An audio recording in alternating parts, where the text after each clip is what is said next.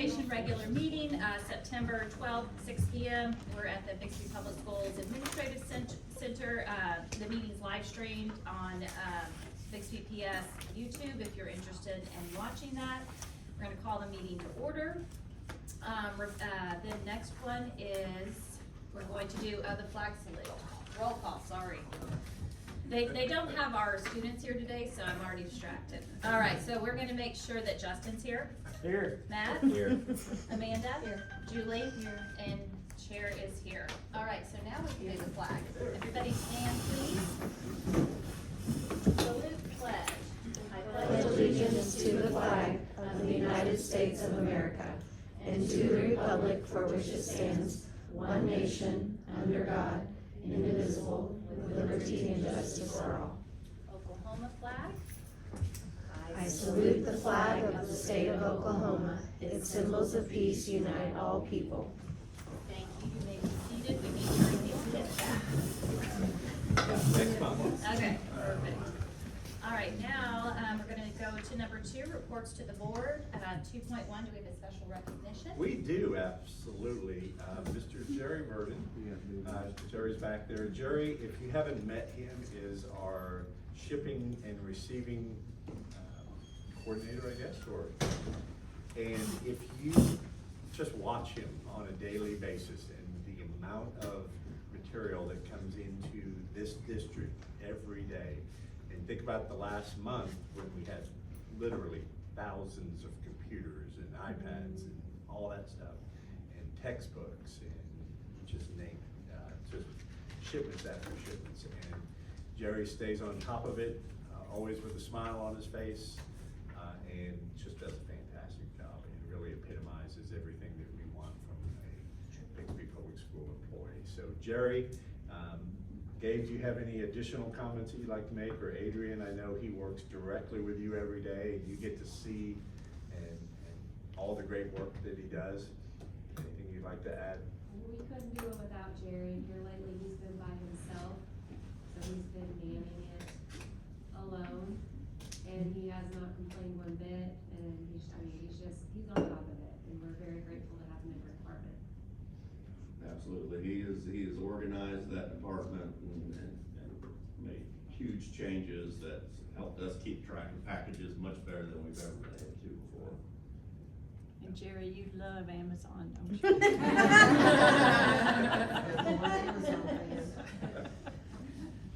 Jerry, we really do appreciate everything that you do, and really it's the spirit in which you do it. I've never heard a complaint out of you, not that you would complain to me, but as they said, they don't hear complaints either. And I would probably last about 30 minutes doing what you do every day, lifting all those boxes and moving everything, so it's greatly appreciated. And what we'd like to do is give you a certificate, which you can see up on the screen, Bixby Public Schools Spartan Spirit Award, in recognition of your incredible initiative, selfless attitude, and positive spirit every single day. Your actions demonstrate well the Spartan motto of learn well and live with honor. So, Jerry, if you'll please come up, and Gabe and Adrian.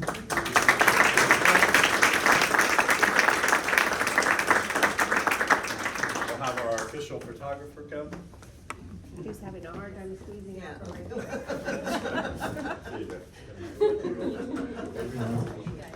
You guys come in? Oh, yeah, come on in. Yeah, absolutely.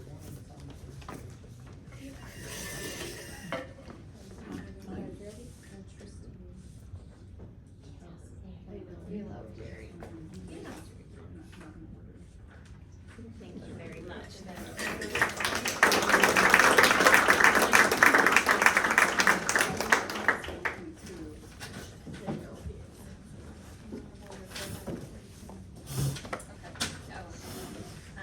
They were just taken out of order. Oh, and thank you. All right. I fed them the way you handed them to me, and I don't know. We'll have none of that later. All right. All right, we ready? We are ready. Okay. Then we're going to move on to 2.2, Superintendent's Report. Mr. Miller? Here, all right. I don't know if you saw this circulating on social media the other day, but this is from our West Elementary campus. Davina Rogers, we recognized with the Spartan Spirit Award last spring because she was she here? I think so. Yes, she is. Oh, there you go. So She had no idea we were talking about had this, no but she's idea. here. But just again, the Spartan spirit of going above and beyond to serve the students. You can see the bananas there. They all have positive messages. I don't know if you can see them that closely, but things like be nice and I can't read the rest of them. You are strong. You are strong. strong. Good day. Be kind. Have a great You day. are great. Be So the happy. responses were on the other side. I'm sorry, so I didn't mean to talk over you. That's okay. But just the impact that simple gestures like that can make. And I wasn't aware of the minions and the great things, and I don't know, I'd have to find out a little bit more those things. But thank you, Davina, for that extra effort, and you and your staff in making the food fun for kids. This is a product of ChatGPT, and I have the full version, so I'm able to make these graphics. So don't look too closely because some of these people have forearms and strange looks on it. But I put this in there to represent what it's like to start a school year. It is a heavy lift to start school, to get the buses running on time, to get the maintenance all finished, and get our schools ready for students, to get all the deliveries, right, Jerry? Not to mention all the work that happens in the schools with our principals and teachers and paraprofessionals and child nutrition workers and all of that. It really takes everyone pitching in and working hard for those couple weeks. And I just put this up here as a transition to talk about some of the appreciations that we have. I mentioned this last month, right before we started school, but now that we're at day 16 and things have settled in a little bit, we're in school now, and things are going very smoothly, and we really appreciate it. But it's not by accident that that's happening. It's a lot of work and effort on everyone's part, not just the people here in the district office that work hard every day. It is the people out in our departments and sites that work hard. So anytime you have an opportunity to thank those folks, they're certainly deserving. We had our welcome back event just the Friday before last. Most of you were able to come for at least part of that. So again, thanks to New Beginnings Church, who always hosts us for that first of the year event, as well as almost anything we ask. They're willing to open their doors, and it's not just opening the doors and allowing us in there. They serve us food and coffee and really take great care of us. And so we greatly appreciate that. The Downtown Bixby Church of Christ on that same day served over 1,000 meals to the Bixby school employees. They have the best desserts. I don't know where they're, but they, I think it's over 20 years now that they've done this. And so that says a lot about that church and the congregation, that they're willing to step up every year and honor our Bixby staff. Life Church at Bixby, we used to host our welcome backs there, but I put them on here because one of the things they do every year is they resurface their lots, and they always do ours as well. Our apartments, and that's just an extra thing that they pay for. They just let us know, hey, we're gonna do that for you again. So we greatly appreciate them. And then our PTOs, kind of unsung heroes, but the moms and dads who volunteer at those schools to help sell spirit wear, whatever it takes to get the school year started off. Greatly appreciate all of those. I had the opportunity to speak to our West PTO just a week or so ago, and I think there were over 80 people there. So that's just reflective of the support that we have from many of our parents and their willingness to volunteer and serve their schools. So thanks to all of those, but it's been a great start, and hopefully we'll just keep rocking and rolling with no pandemics or anything like that. Hopefully. If you didn't know, it was in Tulsa World yesterday. We were in informed that we have 6 National Merit semifinalists this year. We had 8 last year. And that's a really positive trend, because for years we would kind of around 2 or 3. The cut score actually for National Merit semifinalists in Oklahoma went up 3 points. So it was more difficult to make it this year than it was last year. But we'll bring those 6 students here next month so that you can see them and recognize them officially. The average ACT score for those 6 students is 35. So that's pretty impressive. It wasn't an accident that they're National Merit semifinalists. A couple of upcoming events.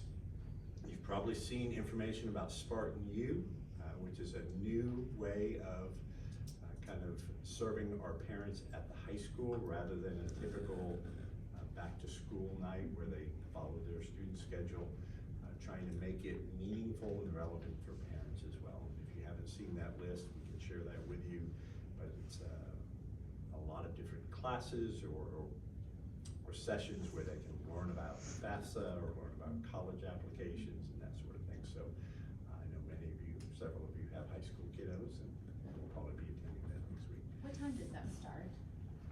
It's 6 to 8 for the Mm-hmm. program, but I think before you can walk, you can go see your kids' teachers from 5 to 6. So.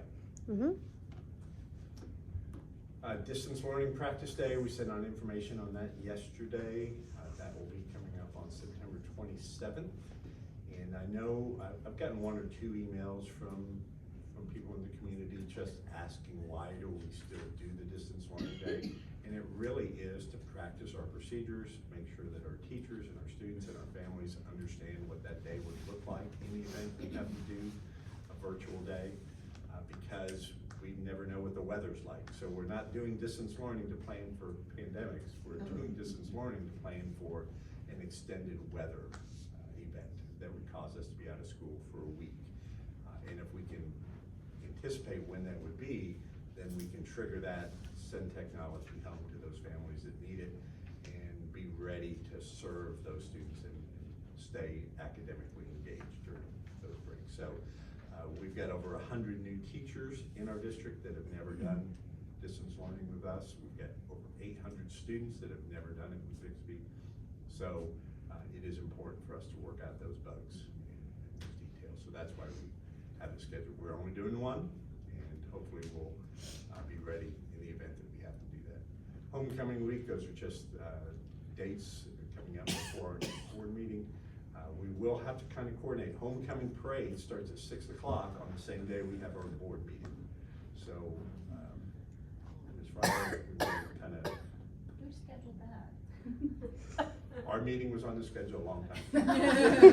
So we may just start our board meeting out here on the corner watching the parade go by. I think we did that one time. Didn't we take a pause and we went out there? And A watched recess the of sorts. Yeah. Bring the band up, that's Yeah. really neat. I feel like that's something you could take a vote on. Almost moving time, and I know Gabe is going to give you an update on some of our projects, but this is going to be a very busy semester. So maintenance, any day now. I know you've heard that before. So any day now, we're going to be making that move. It's very, very close. Admin building, right now, we're looking at the fall break, October 17th through 22nd, making that move official. We've got movers scheduled to move all of our existing furniture and new furniture that's being put in there.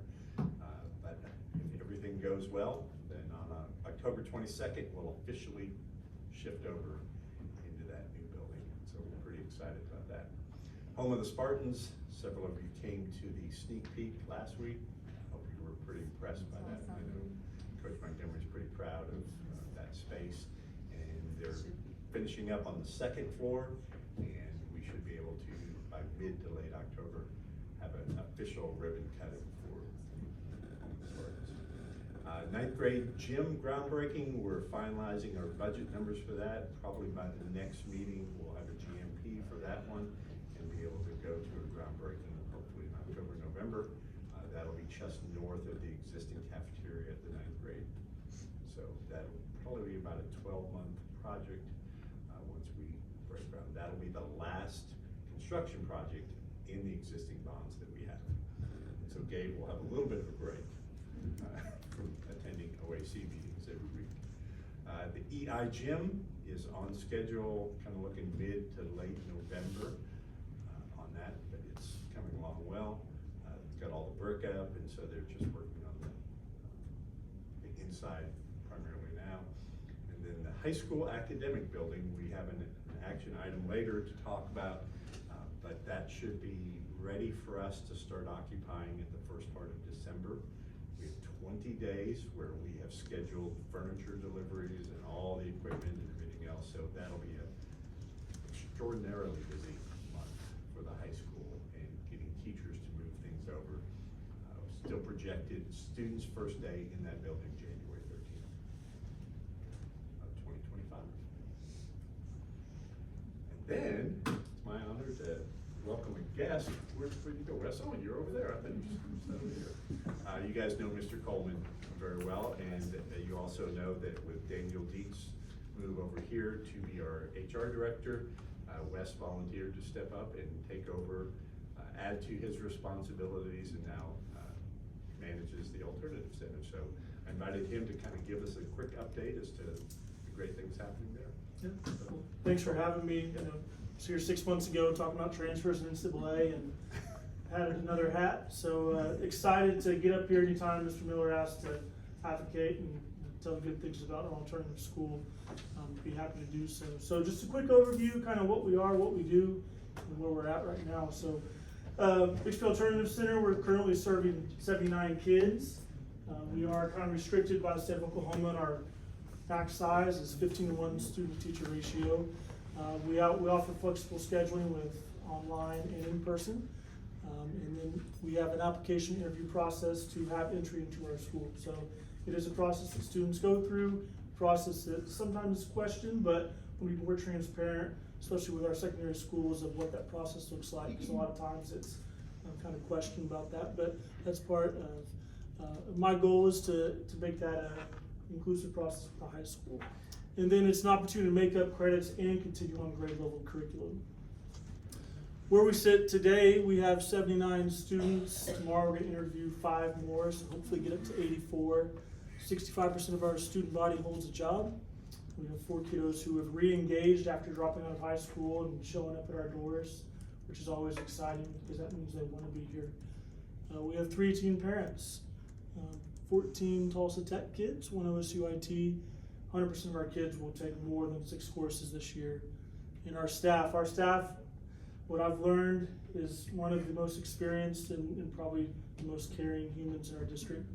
We have 6 strong, able-bodied, well-rounded teachers that have over 172 years of experience. So it's the opposite of what we're dealing with, where you walk in, you have new teachers or alternatively certified teachers. Kids are walking into kind of the old school model of, we're in Brassfield, it's old, but it feels like home, and it's a great place. Kind of how we operate is a few things that we do with differentiated classroom instruction. We have monthly graduation check-ins with kids, and these are purposeful. Kids are finishing courses quickly, so we make sure that they're involved in that process. Me and our counselor, Ms. Riddle, were actually talking about that about an hour ago, about how we want to transform that process and what it looks like moving forward, but some exciting things moving forward there. We are adopting our Jocelyn's Renaissance monthly playbook from a lot of the participants this summer that went to the conference. It's something Mr. Patterson shared with us, and we're excited to have our teachers work through that. And our goal is to have interactions with each student each day. And everybody's asked me, how's my new job going? How do you like it? And I said, it's the greatest blessing, because the first day of school, I was able to shake every kid's hand and talk to all 77 kids. And I was at the high school for 10 years, and you get to a point where you feel bad because there's no way to do it. And you try, but the connection is what we all know what makes schools go around, and we're able to do it here, so other things are a little bit easier. Some new things this year, the state of Oklahoma requires life skills, which is one of the benefits of being in alternative education, to be offered weekly. But what we're doing is we're pausing school for 1 day a month, and we're really doing focused life skills instruction. where we're gonna have kind of a rise and shine in the morning for old kids, because that's so much fun at the elementary level, and we just stopped doing it. So we're gonna bring that back. We're gonna give awards, some incentives to kids. We're gonna bring in local speakers. Chad Bowles, wonderful Chad Bowles, will be our first speaker this September. And then we're gonna have little life skills rotations where we have Coach Birch, Coach Schneider out in the parking lot, ripping apart headlights and showing them how to do it. We're gonna be bringing grills out, cooking for kids for lunch. And then we'll cap it off in the afternoon with a local field trip. And so we're trying to, if anybody has a connection to the city of Bixby, we're trying to get us plugged in to the 25th. Have a few calls out. We can pivot if necessary, but trying to make it local where we can walk or ride a bus. Couldn't do it without our community partnerships, some of the great organizations around here who we will be working with or are working with. A few new ones, kind of one that's a little personal to me is the St. Jude affiliate here in Tulsa. I'm going to be working with them a little bit later around Christmas time. Excited for that. My truck battery was dead yesterday when I tried to go home, and a nice gentleman from the Oklahoma Highway Safety Patrol stopped to give me a jump and gave me his card and said, "Hey man, I do free, I come out to schools and do free shows, so we'll be calling him." So I added that to the list this morning. And then our partnership with Daybreak and Family Children's Services, we met yesterday, had some good meetings with them. Really excited about our YCCs, the opportunity for small group counseling, which is a vision of mine to have more of a counseling piece added to this. So couldn't have been done. I threw Ms. Tina Francis, Mr. Daniel Dietz in there. These are all partnerships because of them that they exist today. And then our continuous improvements and our short-term goals.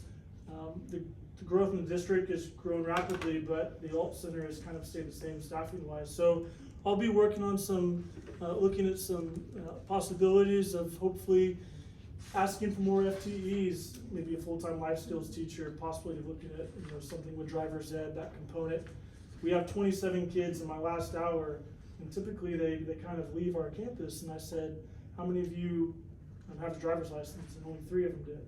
And then how many of you are able to drive, like are age to drive? And 21. So let's try to figure out where the gap is there. Looking to also grow the staff by 2 FTEs in 3 years, because we don't have the ability, if we get a sophomore that's credit deficient, just because our staff, we don't have the ability to have in-person courses at the 9th and 10th grade level. So we have to facilitate those through online, which we all know is not the ideal way to do it. So just looking to enhance that lower program and then continue to grow our community partnerships. And then a little bit about me, kind of why when Mr. Miller, Ms. Wilson, Mr. Still called and asked about this opportunity was, it's at the core of who I am. I have a twin brother. We have very different paths. He can rip apart a car. I can tell you what year it is, right? And so I'm a big believer in that we have to create opportunities for success for our kids. Like we can't just hope they fall into it or hope they're athletically gifted. We have to make sure that it's in front of them and they have a choice to go through it. So I think that was a big difference. My mom's a single mom, teacher, identical twins. My brother is a 2006 graduate of all and went to the Howe Foundation and was in prison. So where did it go different, right? I think it's your friends and your decisions you make. And so I'm a big believer in second chances. You're not always ready for your first. And then meaningful experiences, which is hopefully what we're trying to do with the life skills. So appreciate your time. If you have any questions, feel free to reach out. And thank you. Thank you Very very much. Nice job. All right, 2.3, facilities and operations report, Gabe.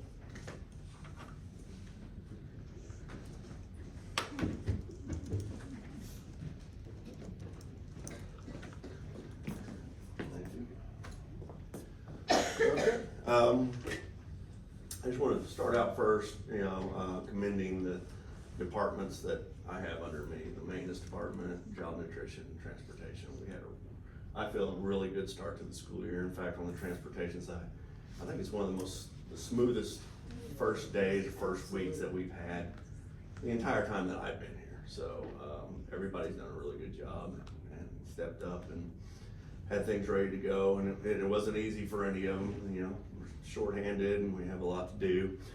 I know that some of our biggest issues starting out the school year, you know, HVAC problems, air conditioning. No matter what we do, the second we load those buildings up with students, the things start breaking down. So I just wanna put that in perspective. Our guys from August 1st to now finished or closed 219 tickets on the HVAC side.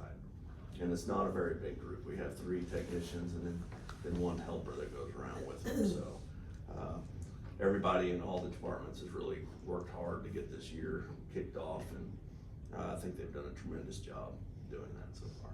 So that being said, as you know, we have lots of projects going on, so we got a few pictures for you.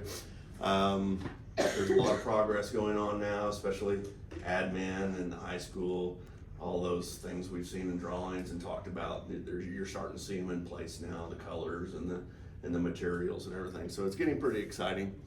This is the admin entrance. It mimics what the high school looks like quite a bit. That will be the enrollment center entrance right there. There's just one of the sides. I believe that's the south side going through. And inside we can see we've got carpet going in, millwork, lighting's all in, ceiling grids are going in. So that's the behind the counter of the enrollment center. One of the little kitchenette areas there with the cabinets and the flooring. That's blurry. That's the conference room. I didn't realize that picture was so blurry when I put it in there. That was blurry too. They did not look like that when I loaded them in there, so I don't know what's happening. So, you know, a little foggy at the time. Okay, well that was terrible. There is a section of the high density storage that's going to be in the building to help maintain all the records that they have to keep. You kind of see the depth of it. And then when you look back from, well, where did it go? Okay, I am failing on this. So I had another picture that showed the number of racks that they were and that they moved. So I don't know where it went to. It was there. It was there. Okay, that's East Intermediate Gym. All the mason work is done. Now they're starting on the ephes around the top side. A lot of the sheetrock work's done on the inside. I really don't know what happened to all these pictures. They did not look like that on my computer. They're blowing up. All right, well, hopefully a lot of you got to tour the home of the Spartans. yeah. Oh, hey, it got better. There it is. All right. So there's a couple of pictures for people that haven't seen it. It's a fantastic facility. There's the war room, head coach's office. I think that might be the defensive coaches. Or there's the equipment lockers where they come and pick up their items for game days. That is the new entrance lobby, which looks turning out really nice. And as Mr. Miller said, the second floor is progressing as well. So, I mean, that's some of those showers and restrooms upstairs. So they're making great progress. I would have had more pictures, but it's kind of a small area up there, and there were so many workers and lifts and things you couldn't hardly navigate through the building. So they're working really hard on it and making great strides. This high school, you can see some of the lighting that's going in still. Ceiling grid, all those things. There's a little bit of the hallway and the FRL panels that are going down the walls. Kind of get a look at what those look like. There's another type that we have going down the hall. You can see the concrete. It's dirty right now, but you can tell it's going to look really nice. And we have one set of the learning stairs, the lighting above it. There's some of the teachers' offices with the accent walls. Plumbing fixtures are going in the FCLA room. The ranges are there. They just haven't quite got them put in yet.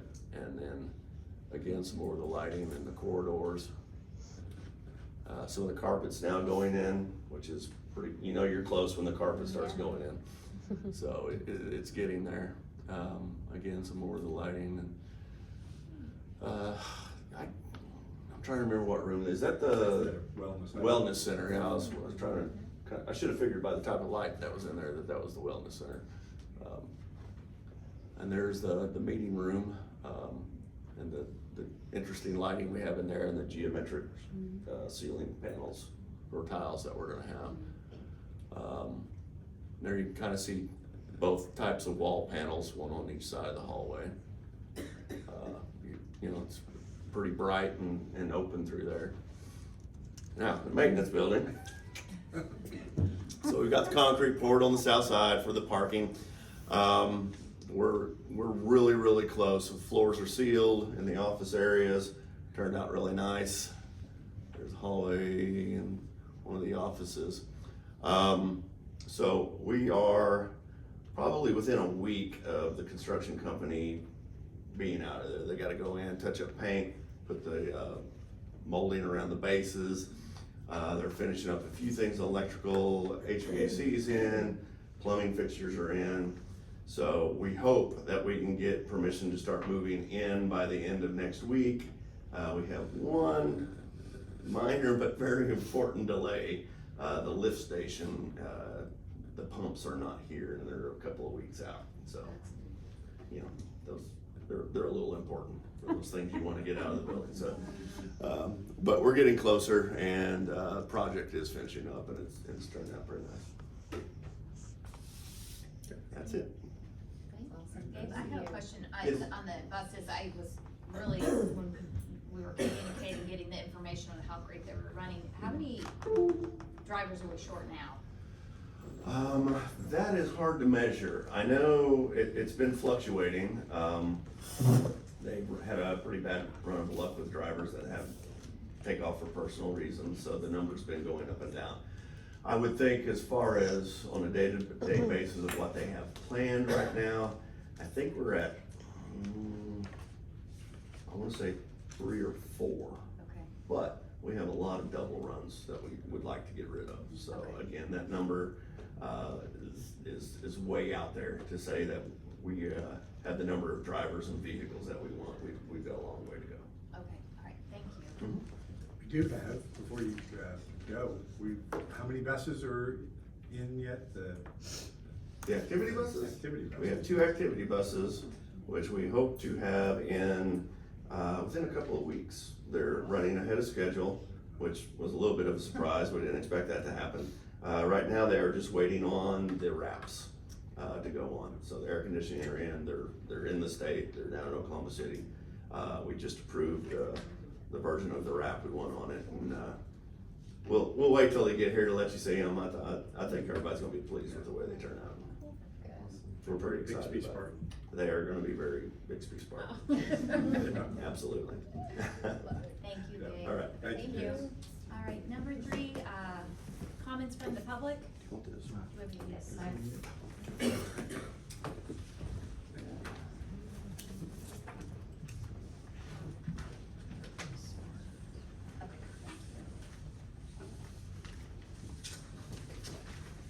All right, we're gonna start with Kristen Whitmer, and then I just wanna make sure, were you able to read the instructions from the comments from the public? Perfect, and you'll have 3 minutes, and Sherry is gonna be my timer, because our clock fell too. Welcome, you can begin whenever you're ready. Okay, hello, I'm Kristen Whitmer, and this is a parent's perspective of the superintendent's newsletter titled First Week Feels. Ironically, the letter attempted to detail and itemize how inclusive the district is, yet it singled out a specific subset of students who receive special education services. The students and programs described in the letter are not just for any student on an IEP. It was describing the students who are largely placed in more restrictive, segregated educational settings.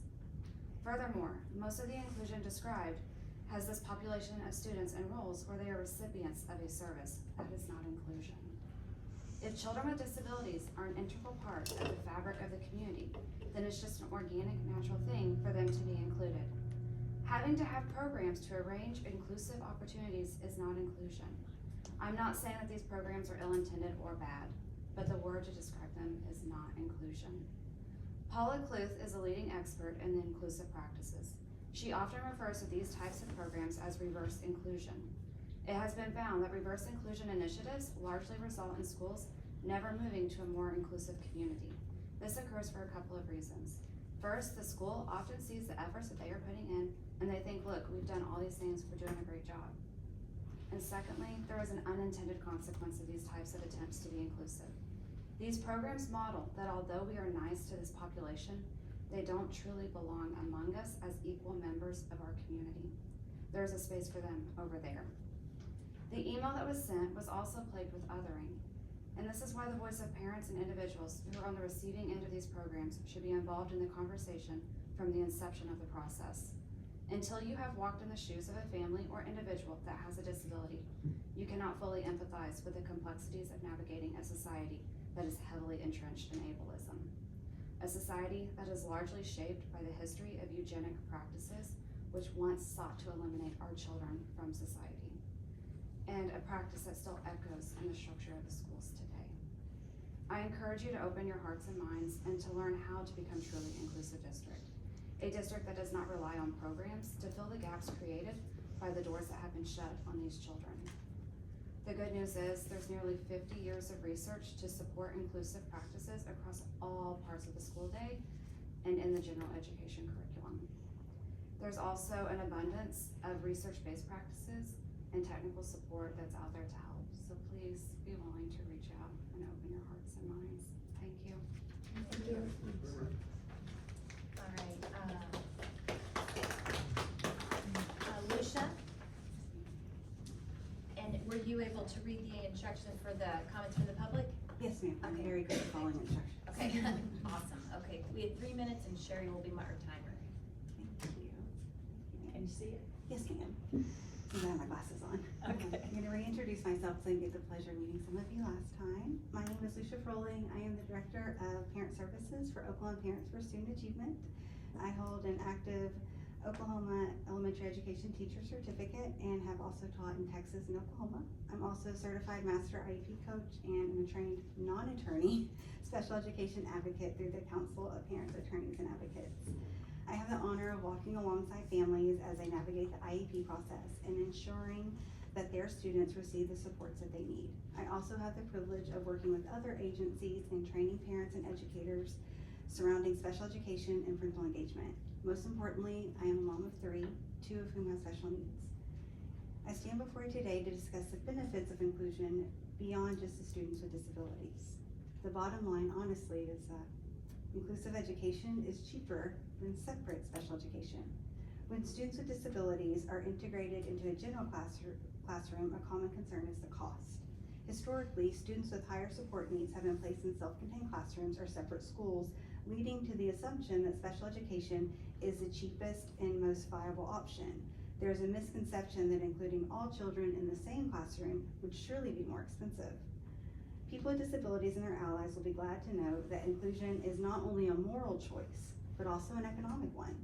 Although it may seem expensive initially, kind of like the science of reading, due to costs associated with training, infrastructure, adaptation, learning materials, and assistive technology, inclusion is generally more cost-effective than the alternative of segregating students into separate classes. In the United States, research has shown that inclusion can be 11% or 13.5% cheaper than special education when considering total expenses at the federal, state, and district level. At the school district level, inclusive practices may be as much as 37% to 41% cheaper. The question isn't whether we should include students with disabilities in the classroom. Inclusion is morally and financially justifiable. The question is how we reimagine and recast inclusion from the exception to the standard in education. Thank you for allowing me the opportunity to share to you today about what's possible for your district. I strive to be a collaborative idea bringer and solution finder, and I look forward to seeing the work that you all do in this space because I really think it's possible. You lead the state in so many other areas, and honestly, we really do need a good model for other districts to follow and model after, so I encourage you to think about it. Thank you. Thank you. Thank you. All right, and moving on to Corcoran. Yes, and Ms. Fryer, for those of you who are here for this is a good time to transition as we move into the business, but you're more than welcome to stay for all the fun stuff that's coming up, talking about Act 9. Thank you for coming, and again, welcome to stay if you'd like.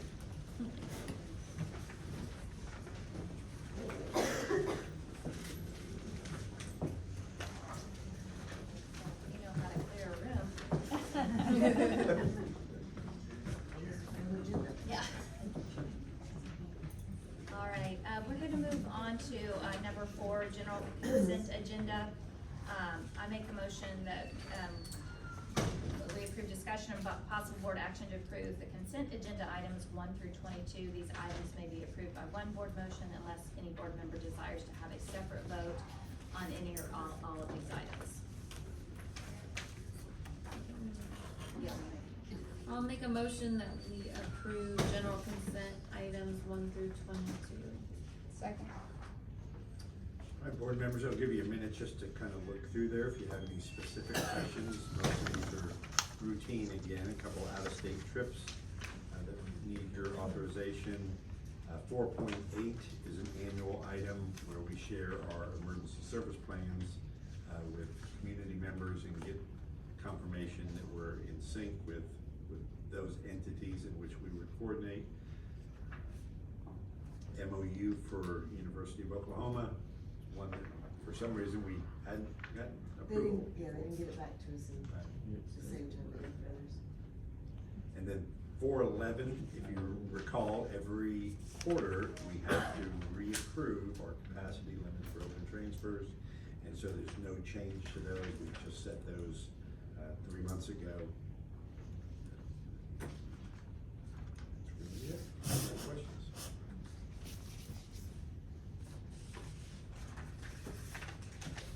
Any questions? Nope. All right, let's call for a vote. Justin? Aye. Matt? Aye. Amanda? Aye. Julie? Aye. Chair votes aye. All right, moving on, do we wanna go to 7.1 or? 5.1, okay. So we're moving on to finance, 5.1, discussion of possible board action to approve the estimated needs prepared by Jenkins and Kemper for the 2024-2025 fiscal year. Make a motion to approve 5.1. Second. Go back.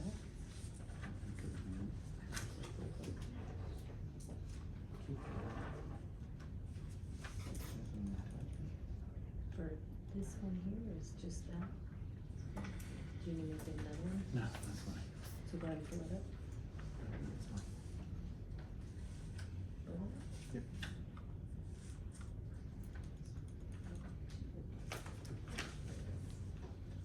Okay, well, it's that time of year again, the most complicated document around, the estimate of needs and budget time. So I'll try to be brief with it because it looked like on the agenda, Ms. Wilson was gonna try to keep us here till midnight with our policies.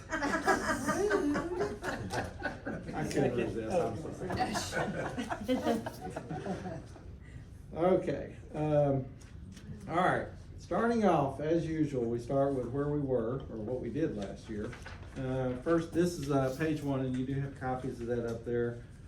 Just, I'm gonna highlight a couple of things. The end is where we talk about millage is the most important thing, but you can see right here on this Exhibit A, this top line, you see our cash fund balance at the end of the year was roughly about 8.8 million.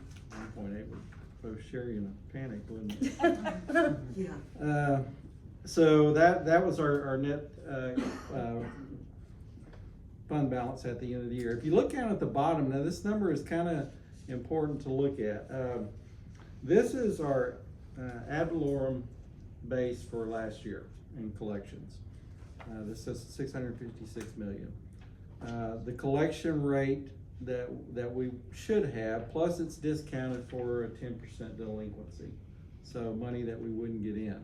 But if you look at the bottom, based on what we projected, 21.5 million, we received, and we talked about this earlier in the year, 1.6 million more, which meant there was more that came on the tax rolls than we anticipated.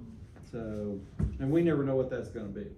So, you see that with the delinquency that was built in there, which one of two things. One, everybody paid their bill, or two, we had more come on the tax rolls, and it's probably a combination of both. So keep that in mind as we get to the end here. The next page just shows where we were. You see the ad valorem base that we put was from that last item I read to you was 21.5 that we projected for ad valorem collections last year for our estimate of needs. This page is just what we estimated and what we actually did for the year. I won't spend a lot of time on that. And then the next page, roughly the same thing, it's just a breakdown, more inclusive of what those items were. At the end of the day, on page 5, at the bottom of page 5, we have our net projections for estimates, and you're gonna see the difference between what Michael Kemper does on our estimate needs versus what I do on the budget. I project a little higher on the budget because it gives me, he's a little more conservative for the estimate of needs, but on the budget, I project a little higher to try to account for some anomalies like that happen on ad valorem. But our appropriations for the year that we're sending to the county will be 75.5 million, right here at the bottom. So that's general fund. Building fund, same thing. If you go to page 7, our net cash balance right here at the top is 2.5 billion. Cash fund balance as of June 30th. And if you look down at the bottom, the same thing with our building fund has 5 bills. That's where we fund that from. It's based off ad valorem, and there was 241,000 in excess collections there. So, which that was definitely good for us. So same with these, you see estimated from last year and what we actually collected. And then on page 11, sorry, I'm having trouble reading this so small print here. Don't make bigger. No, I meant from here, Oh, because I'm okay. trying to read my notes and go to the screen, so. This is our projection, our estimated need to the county is be 6.7 million that we will summarize and put at the end. Child nutrition follows next. Our cash balance here was 548,000 at the end. Remember, we paid back the general fund about 1.7 million. Well, the general fund and building fund about 1.7 million last year. So same structure set up with estimated versus actually collected in our projection for the year, which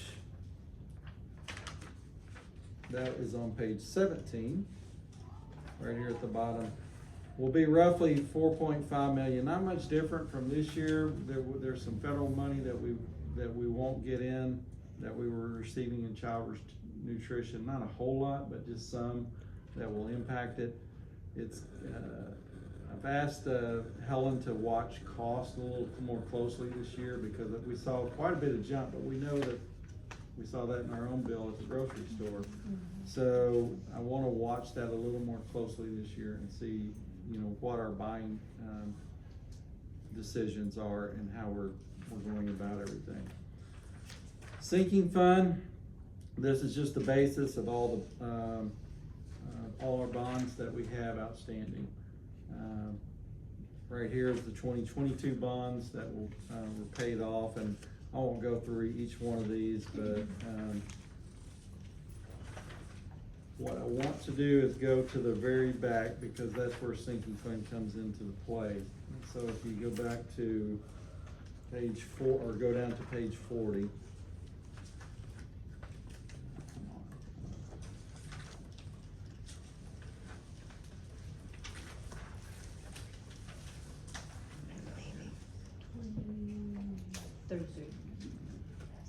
Sorry.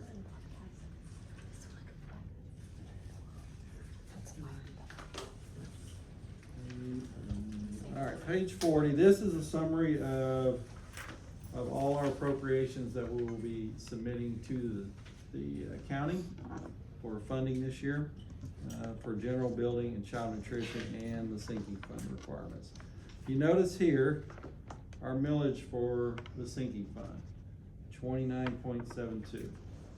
And as I go to the next page, that breaks it down with our ad valorem, and you see the 29.72 mils.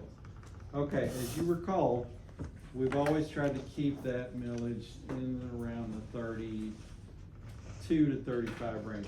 We're allowed by voter approval that you asked for a few years ago to go up to 35 mils. We usually don't go that high. We've been below that, roughly around 33. There was a significant drop. Okay, there's 2 reasons for that. one, and we don't really have the room to keep that millage on track this year. Next year we will, and incrementally keep it right at the 33 mark. But the reason why is when I was talking about the ad valorem collections being more than they were, what we anticipated, that's one of the main items that has hurt us on the, I shouldn't say hurt, it's a good thing. But it does affect the mills where we want to try to keep it. But it is a good thing for us as a district. So that excess revenue, along with, remember when we did the bond sale and we got the premium of over 300,000 this year, that premium always goes into sinking fund. So that's money that's used to pay back the bond. So between those two items, it rose our sinking fund balance to where we didn't have to have the higher millage for collection this year. So that's why you see that lower. So we had two, which are good things because we got the premium because of who we are and what our status is, contrary to some people in the state. But, sorry, couldn't resist. Self-restraint, right? But those are good things as we see the growth in the district and the ad valorem growth. Mr. Miller, do you want to say anything about that?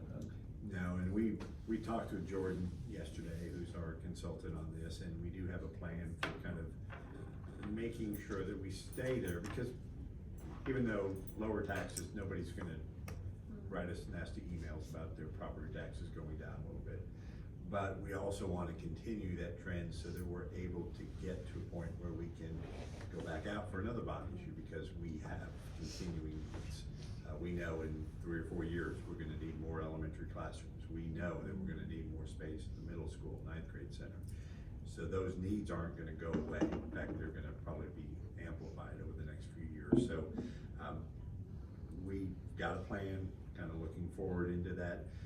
One of the things, if you recall, is that Jordan, when he plans our bond issues, plans on a 4.5% ad valorem growth. No. And over the past few years, it's been closer to 7.5% to 8%. So that's what's causing this to fluctuate down a little bit, is the growth is even higher than that conservative number. So what I think we're gonna do in December, when we get together for a board retreat, is have Jordan come out and talk a little bit about, is that 4.5 where we feel comfortable staying, or based on the longitudinal trend, do we wanna maybe bump that a little bit, maybe to 6%, not go all the way to 7 or 8, but maybe go a little bit, and then that allows us to kind of plan strategically as to when the next bond issue could come into play. How long has the ad valorem growth been between 7.5% and 8%? I'm sorry, say that. The ad valorem's been 7 or 8% for the last, since COVID, right? Yeah, it's the last 3 years. It's jumped a lot more than we thought. I will have, next month, I'll have part of my presentation will be ad valorem growth in our expenses from the prior year. So Do you recall what it was this year? I think it was about 7. Last year was 9. Yeah, it was 7-8%. Somewhere in there.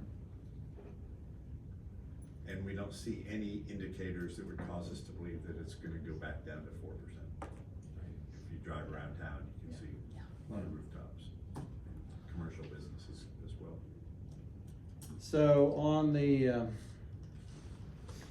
final pages that are on here attached, but this will be what's printed in the newspapers and posted for everyone to see, and then you'll be signing off on that. And this just shows our estimate, what it is, our estimate needs for all our funds for the year. So I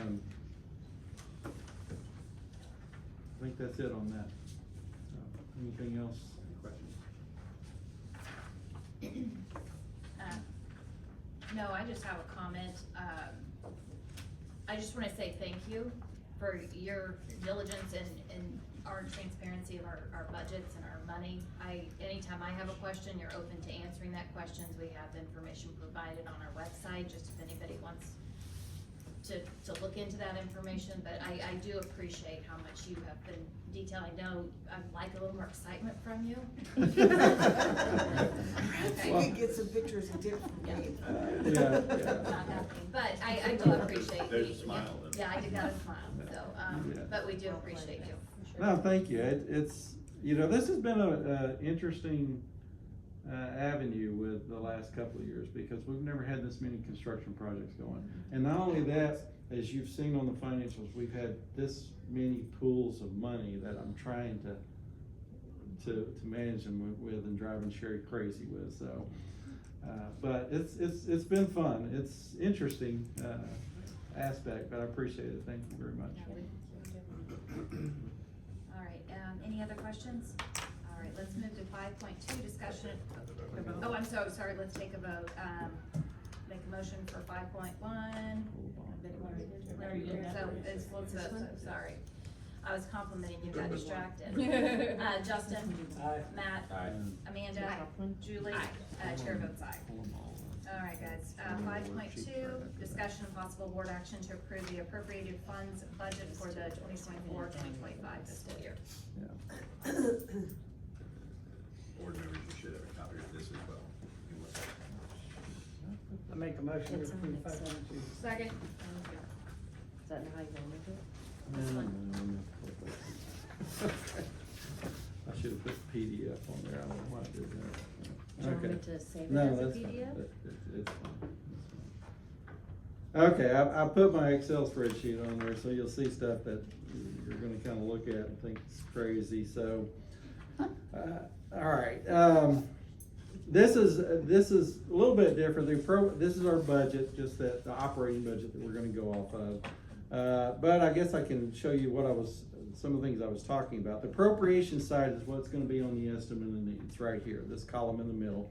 This is last year, and this is what I'm budgeting for us to be active with, that I anticipate. I wanna tell you a couple of things about what I'm doing here. There's a formula that both Michael and I use in regards to doing the appropriation on this side, and it's based off of the ad valorem and a delinquency rate and everything. So what I did this year, because that number was just too low, it was too flat from my perspective on what I know we're gonna receive. This year, I've done this in the past, but I just went with a straight 7% increase on it. Because there's also gonna be the not only the growth that we have, but there will also be the add-on buildings that come online during the year that will pay taxes. So instead, I kind of felt it best just to use a straight percentage this year as opposed to in the past. You can see over here on the right, all these calculations that I have over here in regards to how we get these numbers. So, but this year I just went with a simple projection of a 7% increase. And when I compared it, if I'd done that in the past, I would have been pretty much on target this year with it. So the other thing that you will see different is in regard to the state aid. Michael's using that's our most current state aid number right there, the last allocation that we got. I'm projecting a little bit higher than that. And let me show you what did that other one pull up? No. Okay. If you go to, go back there, that's it right there. Do the little X. It'll make it bigger. And then you can add size. Okay, here's our, I'm not gonna go into great detail on this, but this is our formula worksheet. Can you make it a little larger? Okay. There you go. See that? Okay. Here's our weighted ADM as of this moment. Not as of this school year, but as of the end of last year. So that's what they're working off of. This factor was reduced to $2,115. I do not know why from what they initially started with. So I'm gonna, word I'm getting is that's gonna go back up to the original amount. So this is, the thing that's gonna be different here is they do not also have the current year, chargeable for ad valorem. That's not included in here. These others are that number, but this is not based off last year's collection. So when I do it I'm changing the ADM, I'm adding 5% to that. Our student growth, what I saw from this year is roughly 3 to 4%. Now there are weights to the students based on SPED and everything else that's involved in it, so that impacts that factor. So I'm just using a straight 5% right now. And I increase that factor back to where it originally was at the start of the year.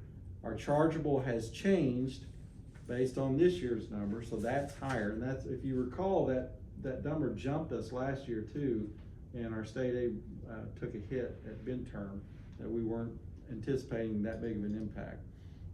So, but using that chargeable and that increase in factor, this is where I'm projecting the state aid versus what we have on the appropriations.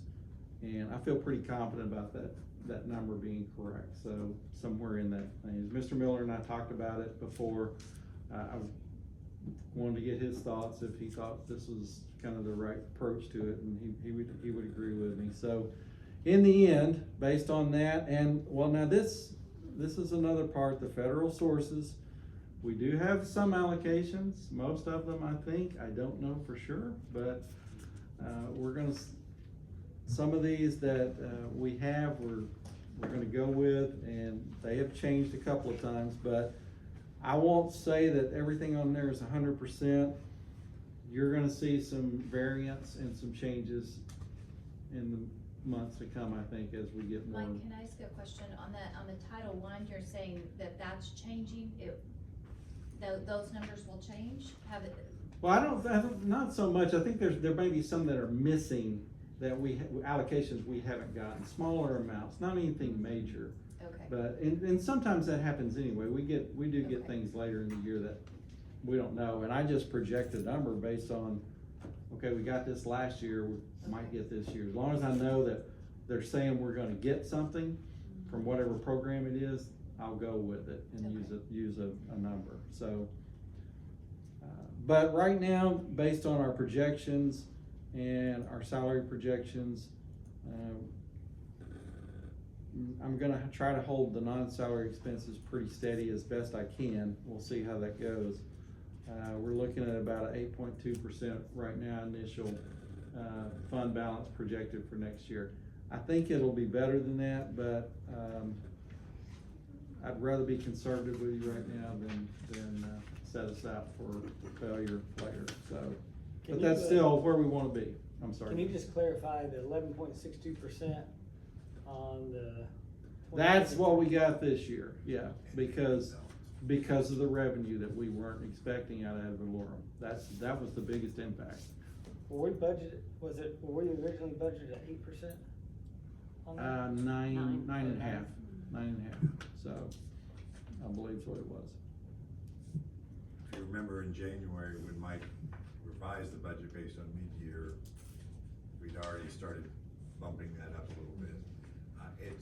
It's hard to predict just because this is such a fast-growing community and the ad valorem is fluctuating at an unpredictable rate. So, Mike, I agree with him to look at it conservatively, and then, you know, if it comes in like it did last year, then that number will be higher.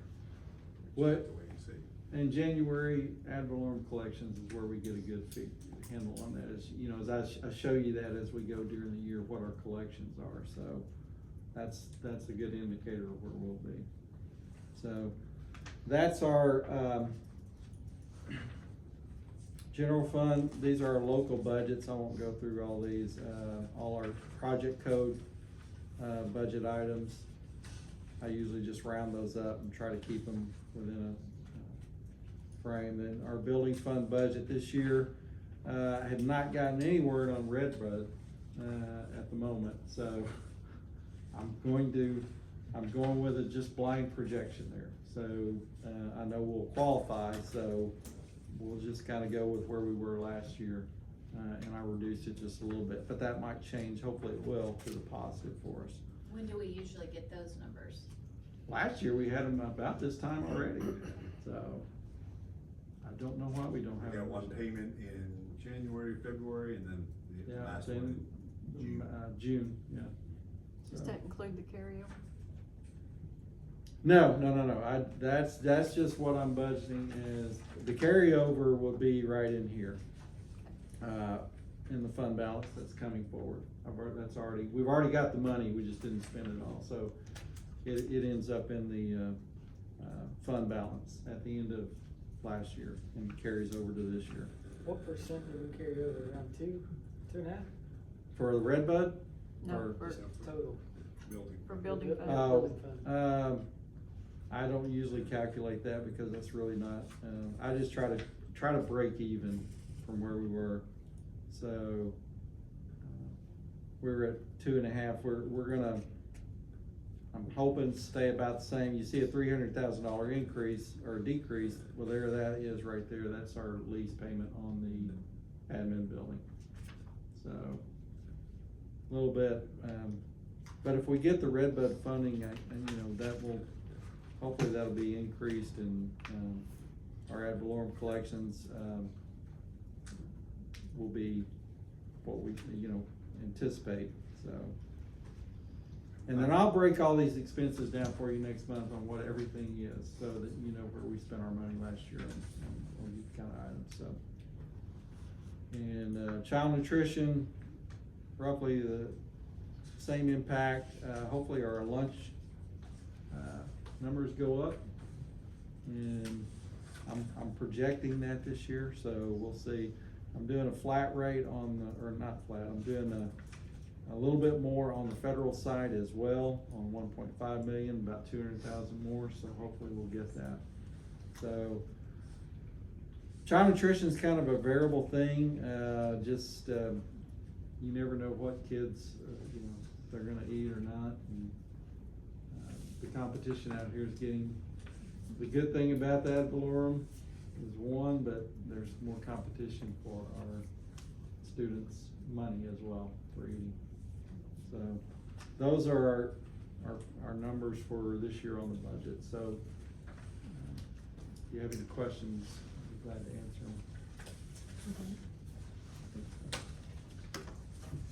them. And the budget is kind of a fluid thing, so. Yeah. I know you're seeing these numbers for the first time tonight, so please take them home, look through them. If there's something that doesn't seem right or you want some clarification, just call Mike or me. And we'll get the answers that you need. Thank you. And I hope you realize, we do try to, Ms. Miller and I always talk about this, and we try to let you know ahead of time if we think something's going off well. I'm not gonna ever let you not be in a position where you're not gonna know it, so. I agree. All right, 5.2, we're gonna vote, right? Okay, Justin? Aye. Matt? Aye. Amanda? Aye. Julie? Aye. Chair votes aye. All right, so, just to be courteous of our guests that are here tonight, we're gonna move down to 7.1. Discussion and possible board action to approve an agreement with Impact Services for energy conversation services. I cannot talk. It says conversation, but conversion. Yeah. Oh, it does, Yeah. it's yeah. I was like, You pronounced it correctly. Thank you. Conservation is what it should Yeah. say. Yeah, I was like, am I being punked here? No, you're not, no. Thank you. Huh? What'd you say? It was a trick. I know, I got stuck on that. Energy conversation, I'm like. Yeah. We're just Come on having a up. conversation. I'll make a motion, we'll approve 7.1. Second. And board members, you have a one-page handout that I think they'll probably refer to, and then I've got a copy of the service contract and the lease agreement that I'll just pass down, so that you can kind of take a look at those as. Yep, no, I think it's all. Okay. That is. So real quick, who we are. We started 15 years ago. I was actually running a large organization, and I really felt like God was calling me to resign my job and give back. So I told my wife that January 2009. First thing she said, do you realize we're in a recession? And they pay you a lot of money and they want you to stay there to retire. And I said, she said, if you prayed about it, have you sought wise counsel? And she knew those answers, and I was helping run a $30 billion company. And so the next morning I talked to the president of the company, and I said, told him the same thing. And he said, so what are you gonna do? And I said, I don't know, God wants me to step out in faith. He said, no, really? I said, really, that's the answer. And so, I stayed for about 3.5 weeks to just finish out my time there. And it was, the next day, I really felt like God was calling me to create $1 billion for Christian ministry, which sounded like a nuts number. I'm like, you know, it's just me, I don't have $1 billion. But the net effect from that, we grew it, we started putting together an organization to really impact ministries. And we hit the $1 billion for Christian ministry. And we did it by going in to churches and putting energy improvements in place where they didn't have to come up with any money up front. They would get part of the savings from day one. And so they would get improvements as effectively like putting a virtual endowment in place.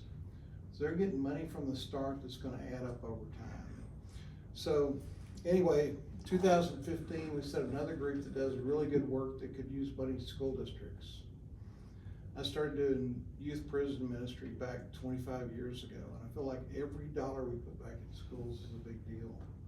And so at this stage, we've done over 700 churches, over 220 school districts across Texas and Oklahoma, over 20 universities. What we've done is put over $2 billion back into those. So that's what we do. That's who we are. That's our whole reason for being, is putting money back. So, lots of stories. But one of the things we do too is besides the energy savings, we save a lot on maintenance. So we don't even count that. That's just gravy. But for a quick example, one of the churches we did early, Christ Chapel Bible Church in Fort Worth, Texas. As we went in there, we did the audit in April, presented in May, and they said, what are you gonna do about our sanctuary? I said, well, what do you mean? And they said, well, our sanctuary has 3 big services back to back. And they said, we're having to subcool the first one to low 60s to be below 80 by the end of the third one, even in April. And they said, we're about to spend $100 grand. We're gonna add a chiller and some air handling units because we don't have tons of cooling. And I said, well, I think you do. I said, really, your problem is humidity. I said, you're spending about 80% of your tons on humidity, which leaves 20% for cooling. I said, what we're gonna do is we're gonna come in late at night when energy's at its cheapest, and we're gonna pull humidity down so that when you start up, you have a lot less humidity, and you only need 30% of your tons for humidity, which is gonna leave 70% for cooling. And so we don't know how that'll work. And I said, well, give me 6 weeks and I can prove it. And they said, well, we've had all the experts out. We need to spend the $100 grand. You're a Class A mechanical contractor. Why don't we spend the $100 grand with you? And I said, I don't want your $100 grand. And when I say that, people always think I'm arguing the wrong side of the table. And I said, if you give me 6 weeks, I can fix this without you spending anything.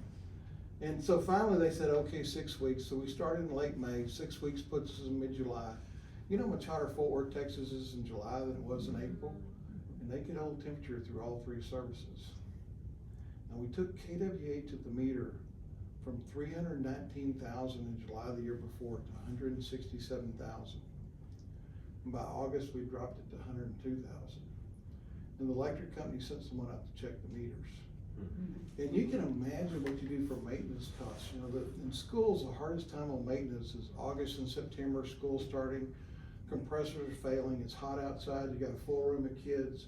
It's the worst time in the world to have air conditioning fail.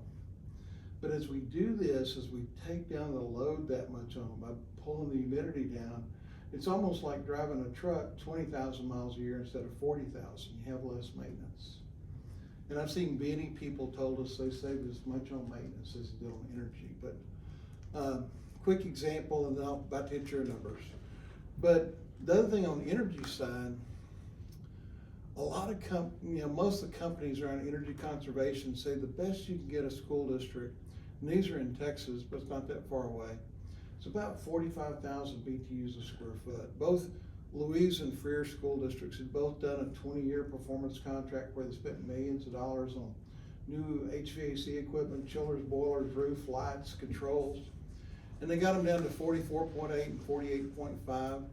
Calhoun County is actually on the coast between Corpus and Houston, so you want to talk about humidity. That's about as bad as it gets, but They were already at 36, and Kennedale up in Dallas-Fort Worth at 32. We took them into the 20s, you know, that's a huge energy reduction. It's almost like, you know, if you're running the Olympics in 400 meters, you know, you're running in the low 40-something seconds, you're doing really, really well. If you could do it in the 20s, that's a big difference. So what we've done, been through all your buildings, looked at all your bills, looked at your rate structures. For you have both PSO and OG&E, of course, and the rates keep going up. Here's what your rates look like on the average. Yellow is consumption of electricity, how much you use. The blue is demand. Demand's based on your top 15 minutes of use each month. And that's, you know, 24% of your total bill. And so it's not just saving the total, but it's that 24 cents. The green is actually natural gas. Now the other thing on consumption, when you do it, is a big deal. You know, you look at right now, part of your rates are on the OG&E variable power rate. And they actually had rates that hit for sometimes this summer over 50 cents a kWh. And even the OG&E non-variable rate was hitting 30-something cents a kWh for the afternoons. And that's where it is right now, actually.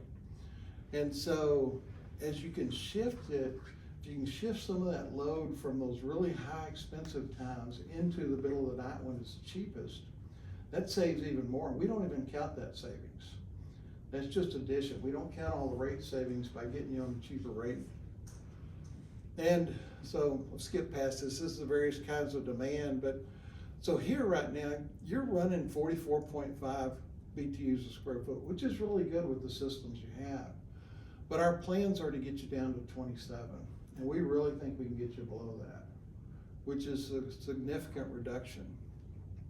So here's where the numbers are. Right now you're spending $1.5 million. We always use two savings levels. We call them basic and committed. And this just counts the energy savings dollars.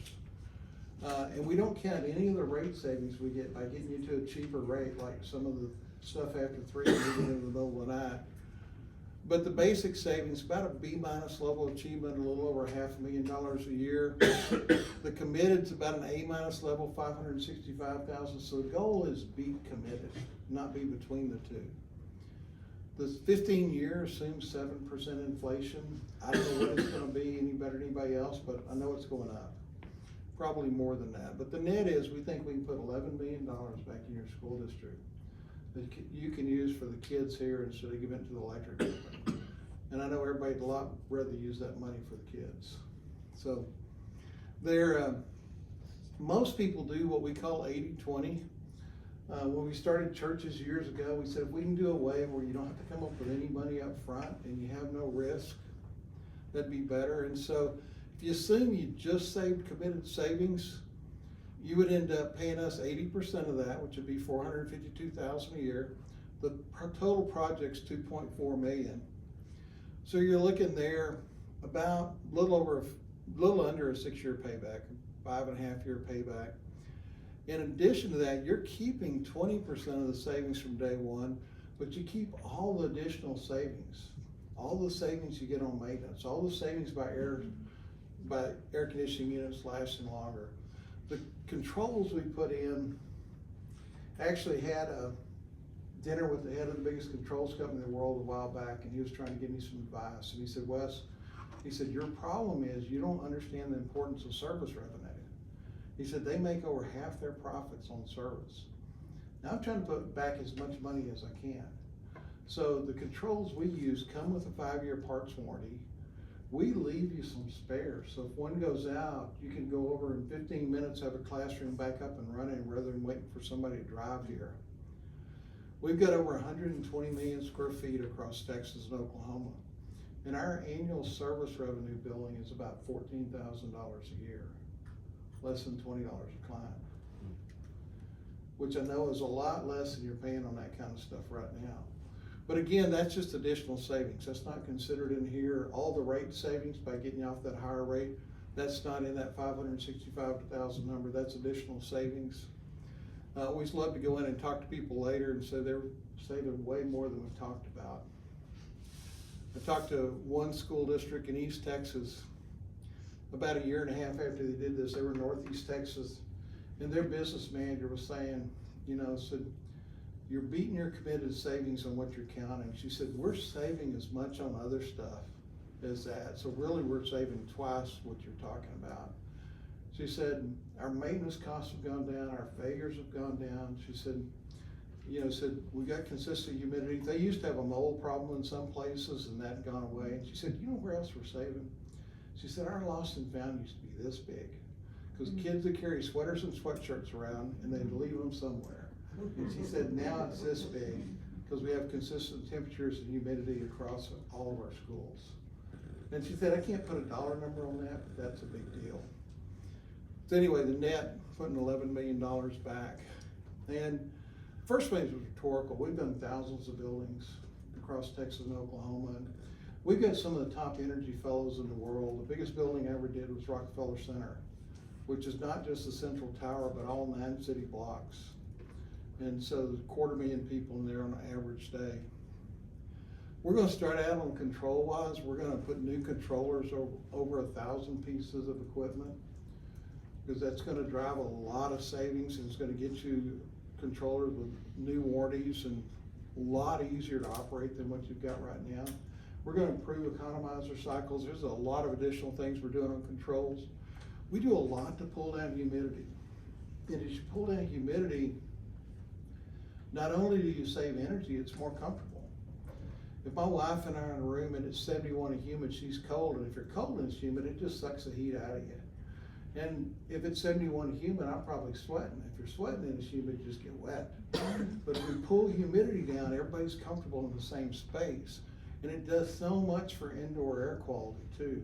And if you get any students that are sensitive to different things like that, it improves their lives so much also. You know, we do a lot of monitoring and analyzing results. Everywhere we go, people say, we've got these areas that can't be fixed, and many times we can solve those as we do it, whether humidity or temperature or whatever. But we're also looking at every space and saying, how fast does this space cool down on an 80-degree day, or 85 or 90 or 95? How fast does it warm up if it's 50 or 45, or, you know, all the way down? And of course, a classroom facing west is totally different than one facing east, and a classroom is different than a gym or a meeting room or whatever. We're also going to go through with our teams and make improvements on all 1,000 and something units, 1,078 units. And in here, we're optimizing those, because if you don't improve the units, you don't get near as much savings. Controls we've talked about, zoning, everywhere we go has got zoning issues that we improve. We do weatherization of all the buildings so that we can reduce outside air leaking in, we reduce humidity, we reduce cold and heat coming in. We reduce pollens and other pollutants coming in from outside. And then campus optimizer is a huge deal. It's patented, makes everything much easier, but right now, y'all are trying to manage temperature and comfort across 1,078 pieces of equipment. We didn't count the rooms. There's more than 1,200 rooms. There's more than you have equipment. And then there's more events and rooms, because events, a teacher in a classroom or game or practice or meeting or whatever. And right now you're trying to manage all these things. And then of course, as you do that, you're trying to pull down the amount of electricity you use, and you're trying to pull down the amount of natural gas, and then that top 15 minutes of demand each month. And by now, even if you have a math genius, there's too many changes to do it, too many variables. And then the off-peak demand. And then, you know, what they've said here with the SPP, the part of the grid y'all are in as a nation is they're gonna add a winter demand in this winter. I don't know if they are or not, but that's what we've been told. Improving relative humidity and indoor air quality. To do it well, you need to know the ramp times of every room, how fast it cools down or warms up in every temperature. And nobody can remember that. And then the weather's nuts. I don't care if we're in Texas or Oklahoma, it's nuts, and it changes really fast, and you can see storms roll in, you can see cold fronts and hot, you know, it could be 35 one morning and 80 the next afternoon. And ideally, every time it changes, somebody's going through and retuning all the units to the new weather pattern. You know, which again, nobody has time. You got 33 different meters with multiple different rates, but that's how Campus Optimizer works. Each evening it can go in and it can pull in the latest schedules from every building in the district. And you can do the same thing with 3 mouse clicks, because changes happen during the day. The first thing it does is pulls the schedule in. Then it pulls in the next 7-day weather forecast, all the highs and lows. Then it runs a 20-level mathematical matrix for every room and every unit and every weather pattern that's coming up over the next 7 days. And it sends all those changes out into every controller and air handling unit to be optimized for each time through there. And then it redoes this again the next time. We were looking at Capel ISD, which is probably twice your size. It's in Dallas-Fort Worth area. And even in the summer, when almost nothing was there, we watched it. And one evening it did 1,300 changes in 3 minutes. Even in the summer, just optimizing for all the weather patterns and the rate schedules and stuff. And so this is a big deal. It makes everything easier to run, saves a lot of time. I haven't seen a school district yet that has too many maintenance people. But normally they're trying to get as far as they can with the people they have. And if we can save them some time, they can get to something else. So, almost done here, but we build and tune a detailed energy plan. We start training with the first project meeting and train multiple levels of people. One thing we love to do, we don't require it, but we love it, it's free. We don't do homes, but we know a lot about homes. And my home's 2,500 square feet. I live in Grapevine, Texas in DFW. And my electric bill 7 months a year is $50-something or less. And most people are paying more than $50 a month for electricity in their homes. And so one thing we love to do is go to an in-service. We've had districts do a community night and just teach people what they can do in their homes to really cut their bills. It's cheap and easy. Because we feel like if we can save teachers or whoever here $500 a year on their electric bill, that's a big deal too. Doesn't show up in any of our numbers, but it's a big deal. And I've seen, like I said, I've seen people do community nights and just invite anybody that wants to come. So the agreement's real simple, and we have coaching available throughout. We cover the cost for all the improvements. One thing our bank makes us put in our contract is put in there that if you're ever below the minimum quarterly payment, you know, they've got that minimum quarterly payment they stick in, but we put in our contract too, if your savings doesn't cover that, we write you a check for the difference every quarter. So you can never be upside down. So each month you send us your bills. We can generally get them online. We adjust for weather, but you can do that just as easy. It's just National Weather Service data. We calculate the savings on your actual rates because they move around, of course, and you're saving based on your actual rates. And as we get you cheaper rates by running more in the middle of the night, we don't get that credit. That's just credit to y'all. And then you pay us, the first payment will be 6 months after the agreement's signed, then it's quarterly after that. And real quick, you know, when I started this, I was vice chairman of deacons at Church at the Cross, and my pastor said, "Can you do our church?" And I said, "Well, sure." He said, "Well, I didn't know if you'd do anything this small." He said, "I know your background." I said, "Our goal is giving back." And he said, "Well, probably there's no savings here. It's a 9-year-old campus. It's built to be energy efficient, great director operations." And anyway, when we came up with 25% basic, he thought that was optimistic, and 34% committed he thought was a dream. And he said, "How long do you think it's gonna take you to get there?" Basic's about $2,000 a month. I said, "Give us about 5 months." We were brand new, we were 4 people then. We're 160 now, but we were 4 back then. And I said, he said, "Well, what about committed?" That's about $2,700 a month. I said, "Give us a little longer." But you can see here by month 5, we broke the $2,000. By month 6, we're over 50%. And I actually had lunch with our director of finance a while back, and he said we're saving over 60% a year there. And in addition to that, compressor failures went down and everything else. And Whitechapel, biggest Methodist church in Texas, you could say we're saving about $10,000 a month by month 7, 8, and 9. And FUMC Richardson was built to be the most efficient church you could build. In fact, when I met with them, one of their trustees actually stood up. He said, and the church was 5 years old, but he stood up and he said, "I built big buildings in Dallas. We built the most efficient building you can build. People tour us to see how energy efficient it is. You can't save 40%. And we did. And the electric and gas company both sent somebody out to check their meters. You know, so we get that a lot actually, which we enjoy.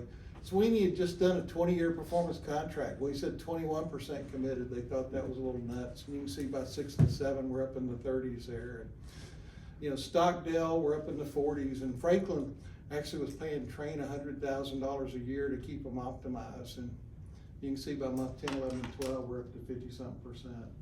And their electric company sent someone out there, but it's, back there, as we finished the high school there, we did it in August. And we always work after hours so we don't interfere with classrooms. And a group of teachers waited for our team to show up the next night, and they said, our high school is more comfortable than it's ever been, and we don't know how you make it more comfortable and still save energy. And said, well, pulling humidity out and putting better technologies in makes a big difference. Anyway, back to your numbers. That's the goal, putting $11 million back. So any questions? I got a question. Yeah. I'm pretty ignorant when it comes to the humidity and HVAC systems and stuff. Does most of our furnaces run off natural gas? You're a mixture, actually. You've got 46% are ground source heat pumps, so they're actually taking heat out of the ground. So they're not natural gas, but you've got a number that are natural gas. You've got a few that are electric, but most of the remaining is natural gas. So I understand how humidity works in the summertime. That seems obvious to me. Mhm. But being a school, you know, we don't operate through the entire summer.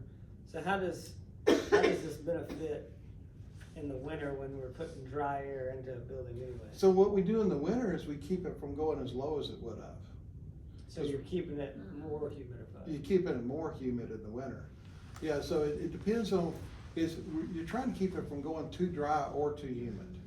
And obviously in the winter here, you're gonna see too dry as a problem. Yeah.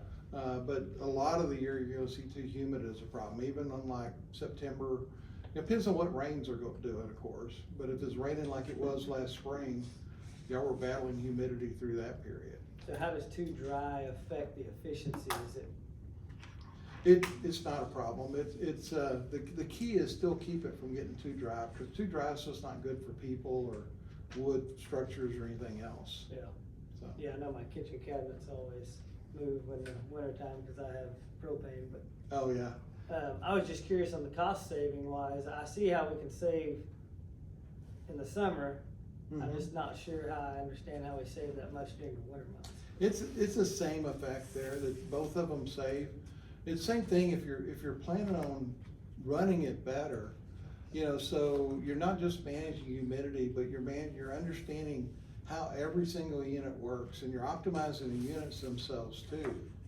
Because if the unit's not optimized, it's almost like putting, you know, tuning up a race car but don't put air in the tires.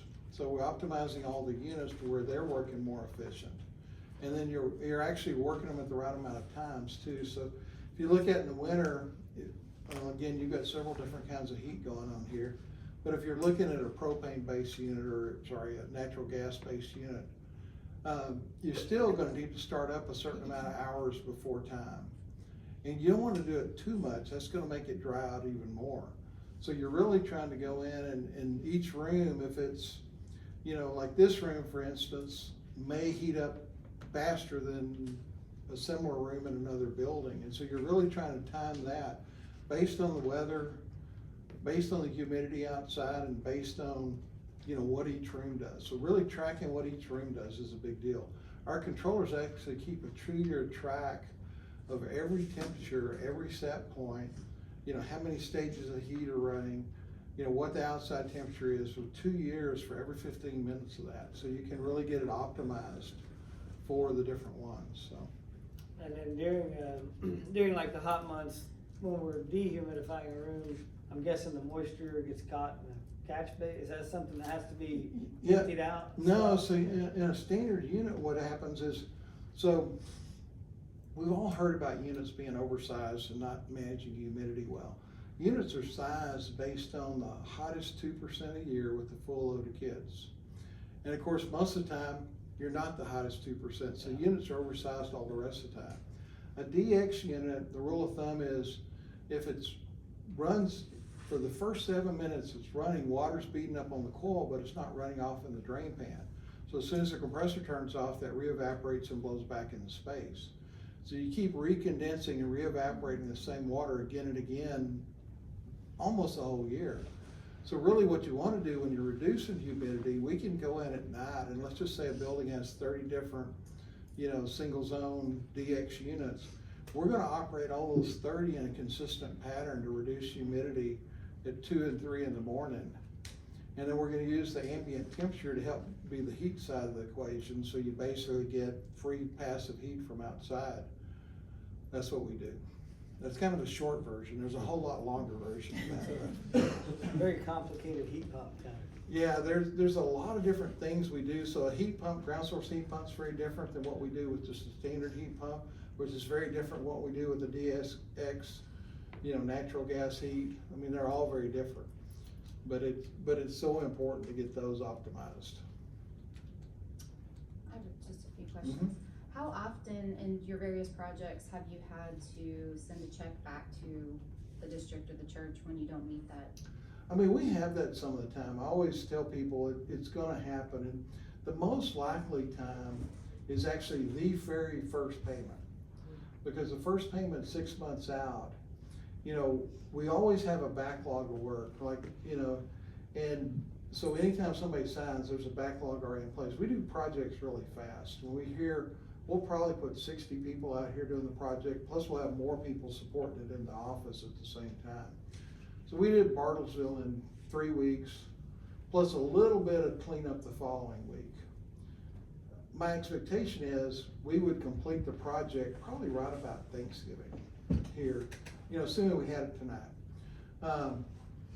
So when you look at that, basically we're gonna go through a couple of months where we're under contract, but we're not getting any savings at all.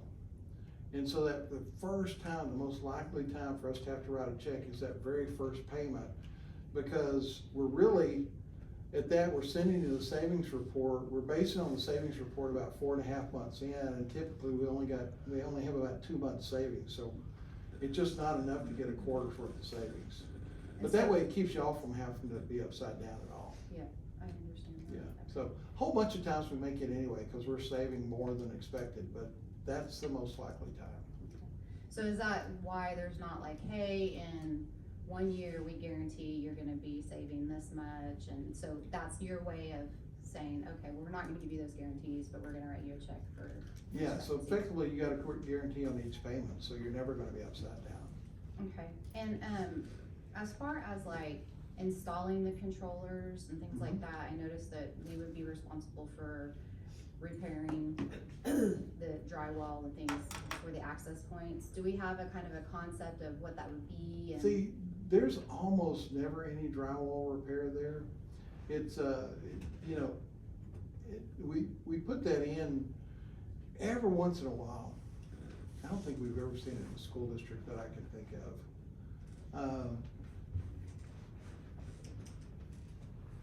I think we've seen it in maybe just a handful of churches where we put it in, and they had a really old controller that's a slightly bigger or unusual pattern, in which case we put a backplate in there with that. And there's been a few of those that say, well, really, we'd like you to replace the whole sheetrock wall instead of just putting a standard backplate that you'd put on there. And that's why you put that in, just to say, hey, if you really want to replace the whole sheetrock wall, that's on you, not on us. Backplate standard stuff, people don't even notice it unless you know we put it in, so. And as far as like the controllers, I guess they all have controllers on them no matter what, and then you come in and you replace them. And then you take the controllers with you. What do you do with those? What we do is we sell those to a third-party group that will sell them. We don't get much for them, but I would guess here, and just off the top of my head, I mean, we might get $20,000, $30,000 for these old controllers. But what we did in the early stages, we'd leave them with people. We'd realize they'd sit in a box, and 3 years later they'd throw them away. And so you can't sell them 3 years later, but we've got enough credibility with these sources. They know when we pull them off, we're not gonna send them one that don't work. If it doesn't work, we're gonna throw it away. So we can get a little bit of credit back for them, but it's something y'all couldn't get, so. It's a little bit of pain for us, but it pulls your price down by 20 grand or so, Okay. that's why we do it. And the controllers you put on, does that become our property or are we renting? Okay. Yep, it's yours, yeah. Okay. And do you have like boots on the ground then later to help out? Like how does that, I know you said you train people, but Yeah. how does that work? Like where are you located and how? So our headquarters is in DFW, but we have employees in Oklahoma too, so. So yeah, we have boots on the ground, and we have coaches that are involved throughout the life of the project, and they do lots of things. One is just watching your electricity bills and your gas bills to make sure you don't get mischarged. We've been able to get people millions of dollars of refunds in mischarged bills, and we don't get any of that. That's just gravy to y'all. Another thing they're watching to say, is there some things that need to be tweaked as we go through, as we really start hitting the cold days. One thing we built into, back in February 2021, when that giant cold front was coming down through the nation, we got our energy fellows together, and like I said, we have some of the top people in the world with this, and we said, what can we do to reduce pipe bursts? And so we actually built technology and stuff to reduce pipe bursts. And you know, you can't say you'll never have a pipe burst. But I was at a school board meeting, about a year ago, and the superintendent there had been with a school district in North Central Texas, and he told the board, he said, yeah, they put that in, and he said, every district around me had pipe bursts in. He said, the only one we have burst was one in the concession stand at the football stadium, where we weren't. And that, you know, again, it won't show up in any of our numbers here, but if you save 100 pipe bursts over the next 2 years, that's a big deal to y'all. Even if insurance pays for it, it's a major pain. And say we need a new HVAC unit, do you then come back out and like put the old controller on that one, or a new controller? Like, how does that work? So the controller's built where it wires into a unit just like a standard thermostat. So any HVAC company, if you replace a unit, they can just reconnect it back. And they're non-proprietary hardware, so you can get them. You don't even have to get them from us. If you're building new buildings, we always say, again, it's a free service to any of our clients, but we don't charge for it. But let us look at the plans and specs before you do it. We don't do new construction, but if we can go through and get it optimized beforehand, it's much better for y'all. We did one district, Godly ISD, which is probably about y'all's size. It's just south side of Fort Worth. Southwest, and as we did it, they had a high school going in that was going to finish in a few months, and they said, can you look at it and just see if there's any tweaks that could be made? They said, we don't have any more money, we can't change the budget. And we did, and we said, okay, let's go through, you can do these changes and it won't cost you anymore. It's going to make it much better than what you're putting in today. And so they did, and then they finished it, and they said, okay, so the high school had 177 pieces of mechanical equipment in it. So I don't know how many square foot, but you know, y'all got 1,000 in the district here, so you can kind of get a clue to the size. And they said, what would it take to expand campus optimizers to the new school? And we said, since you built it right, I said, you can do it yourself. We gave you all the tools to do it. And they said, well, if we paid you to do it, what would you charge for it? We said, since you built it right, we charge you $15,000. And they said, $15,000 to connect 177 units to it? And we said, yes, because it's built right in the first place. And they said, we want you to do it for $15,000. But you know, we see so many buildings that aren't really optimized from an efficiency side. And if we can help y'all, I would way rather see y'all build buildings in the future that we never have to touch and that are optimized from day one. And I just wanted Gabe's thoughts, if you wouldn't mind, sharing. Sure.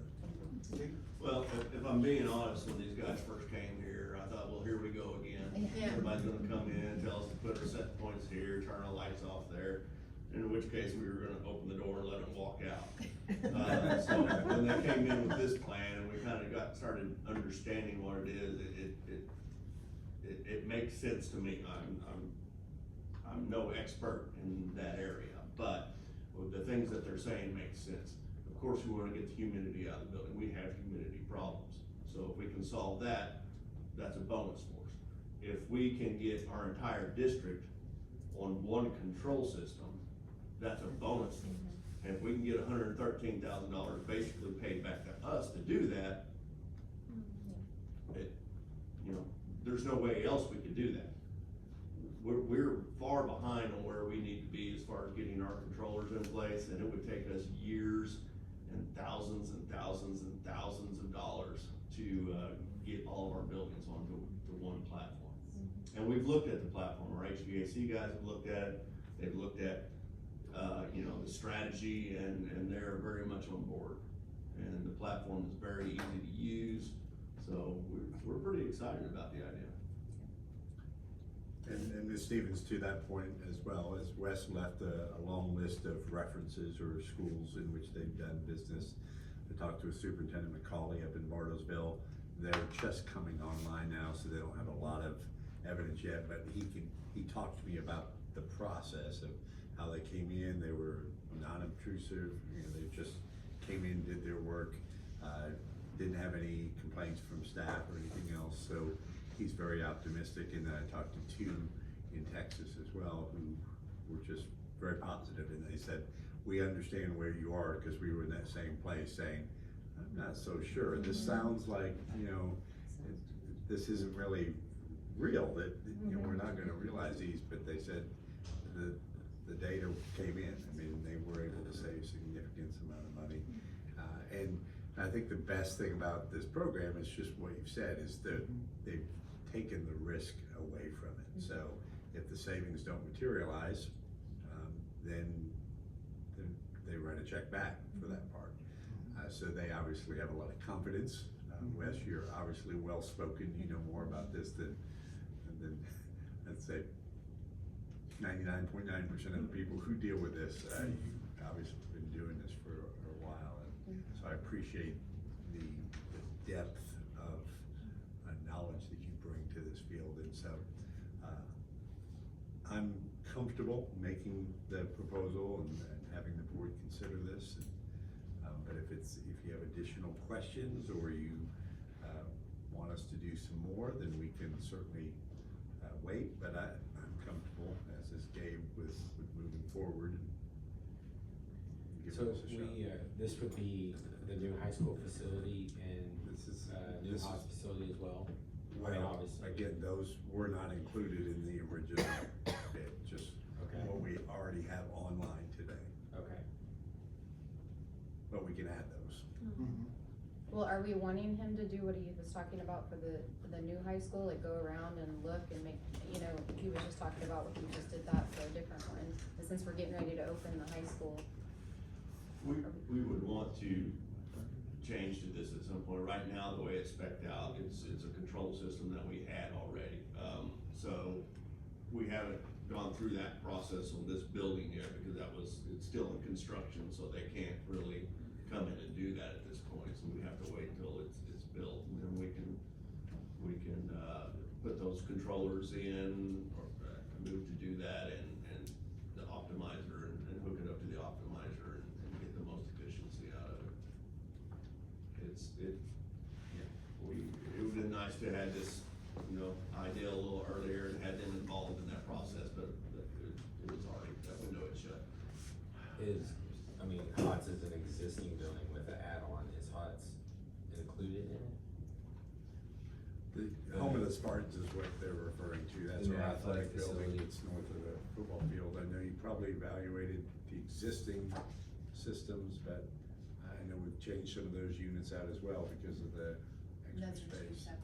Yeah, so all the existing ones we did in here. So, the new high school, the maintenance, the football field house, is that what you're talking about? Yes. Yeah, that one wasn't in here because that's in process now, but it's something I'd look at doing, Okay. having us look at pretty quickly. Okay. Like the admin building wasn't built yet, Right. so. Yeah, I didn't know if HOTS being an existing building. yeah. So what I would anticipate is that if we move ahead and do this, then we'll probably come back, once these buildings are fully operational, and say, take a look at these, and That's what I'd recommend, get these fully done, then maybe January, February, something like that, start looking at that. And I've asked all my questions, well, what if, and I told you earlier, I was like, yeah, and then I asked all the questions, so. What do you guys think? Are you okay to vote? Cause this has been a great conversation on energy conservation. Wanted to retain myself. There'll be a private class for the board on how to save Yeah. on your own Yeah, can you do it at house. home? It's a good idea, just come to these classes. Need Wes to talk to my wife about our. The answer is don't worry about making it uncomfortable. My wife's retired. We keep our house at 72, cool it down a little more at night. So you don't have to make it uncomfortable to save energy, and that's the misnomer. There's other things you do, and it's not expensive. And that's why I was sitting at my daughter was a state swimmer, I was at a state swim meeting. I was talking to a lady next to me, turned out to be a teacher. She found out I did energy conservation. She started telling me about this company came in and told them what to do in her house, and she's just bubbling away at it. She said, they're called Ideal Impact. I said, I work for them. And I jumped about this high in her eyes. She was just like so excited. And like I said, I feel like that's just a neat gift back to the community. You guys good? All right. So let's go, for a vote. Justin? Aye. Matt? Aye. Amanda? Aye. Julie? Aye. Chair votes aye. There are two separate votes on this one. Okay. The first one is the agreement, which is the service contract, and the second is the lease purchase agreement.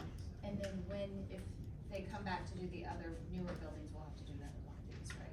We'll have to vote on another agreement. Would that be an additional agreement? Yeah, so Agreement stays when we the look same. at those, yeah, we'd talk about, like I said, probably January, February, would be a good Okay. time to go back and look at those. Okay. And so like the second one, you need motions on too. Okay. The 7-2 or. So you're gonna make, 7.2, I make a motion, discussion possible board action to approve Ideal Impact lease purchase agreement. Second. Okay. All right, any questions on that? All right, let's, call for a vote. Justin? Aye. Matt? Aye. Amanda? Aye. Julie? Aye. Chair votes aye. All right, thank you. Thank you very much. Did you want us to sign this while we're here? That would be awesome. Yeah, we can take it back and get y'all started. So thank y'all, and any of y'all that can, come to the one where, when we do the home stuff, cause it's no friends, I mean, it's such a big Oh, I'm deal. gonna send my husband. My wife. Thank Well, you. let us know the date, we'll get the word out. Yeah, nice to We'll meet pack the you. gym for you. Oh, yeah. It's pretty humid in there. Yeah, we, you know, my wife will go to Home Depot, you think that'd be hard to lose as big as I am? And she'll lose it, and pretty soon she'll see like a group of people together somewhere. You're done. And she's like, you don't work here, I said, yeah, but they need help. I can't help it. That's very nice. You have a servant's heart, for Oh, sure. it's just wonderful. And, you know, and thank y'all for what y'all do. I mean, as a school district, what y'all do is huge. And it makes a difference to so many kids. We just help. Wow, appreciate it. Saving money is a big deal. For sure. Good to see you. Yeah, good to see you.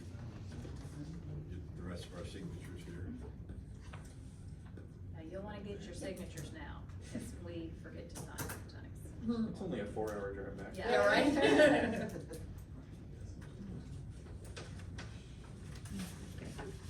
Pat, you ready? I'm ready, I've done this a hundred times, but- Yeah.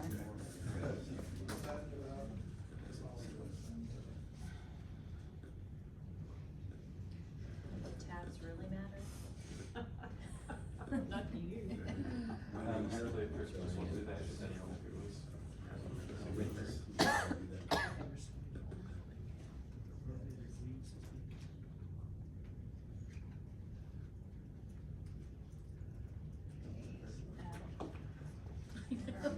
Where did they come from? I had to switch pens, mine was came out, so. Like to leave an impression.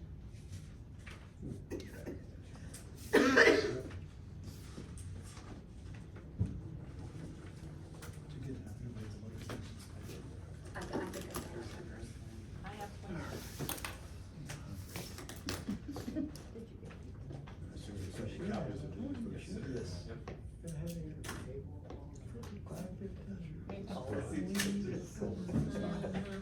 They're not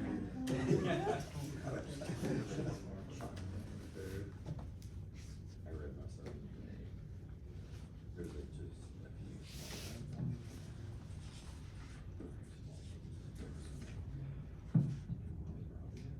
You talked with Gabe about. Yep. Started. He said that's our day next week. This is an anniversary. Thank y'all. That's a good. Thank you. Safe and back. It's great to meet all y'all. Yes, you guys have a safe ride back. Thanks. All right, so we're moving to 5.3. Okay, we're going back to finance, 5.3. Discussion and possible board action to improve and increase in child nutrition, adult breakfast and lunch prices for the 2024-2025 fiscal year. Make a motion, we approve 5.3. Second.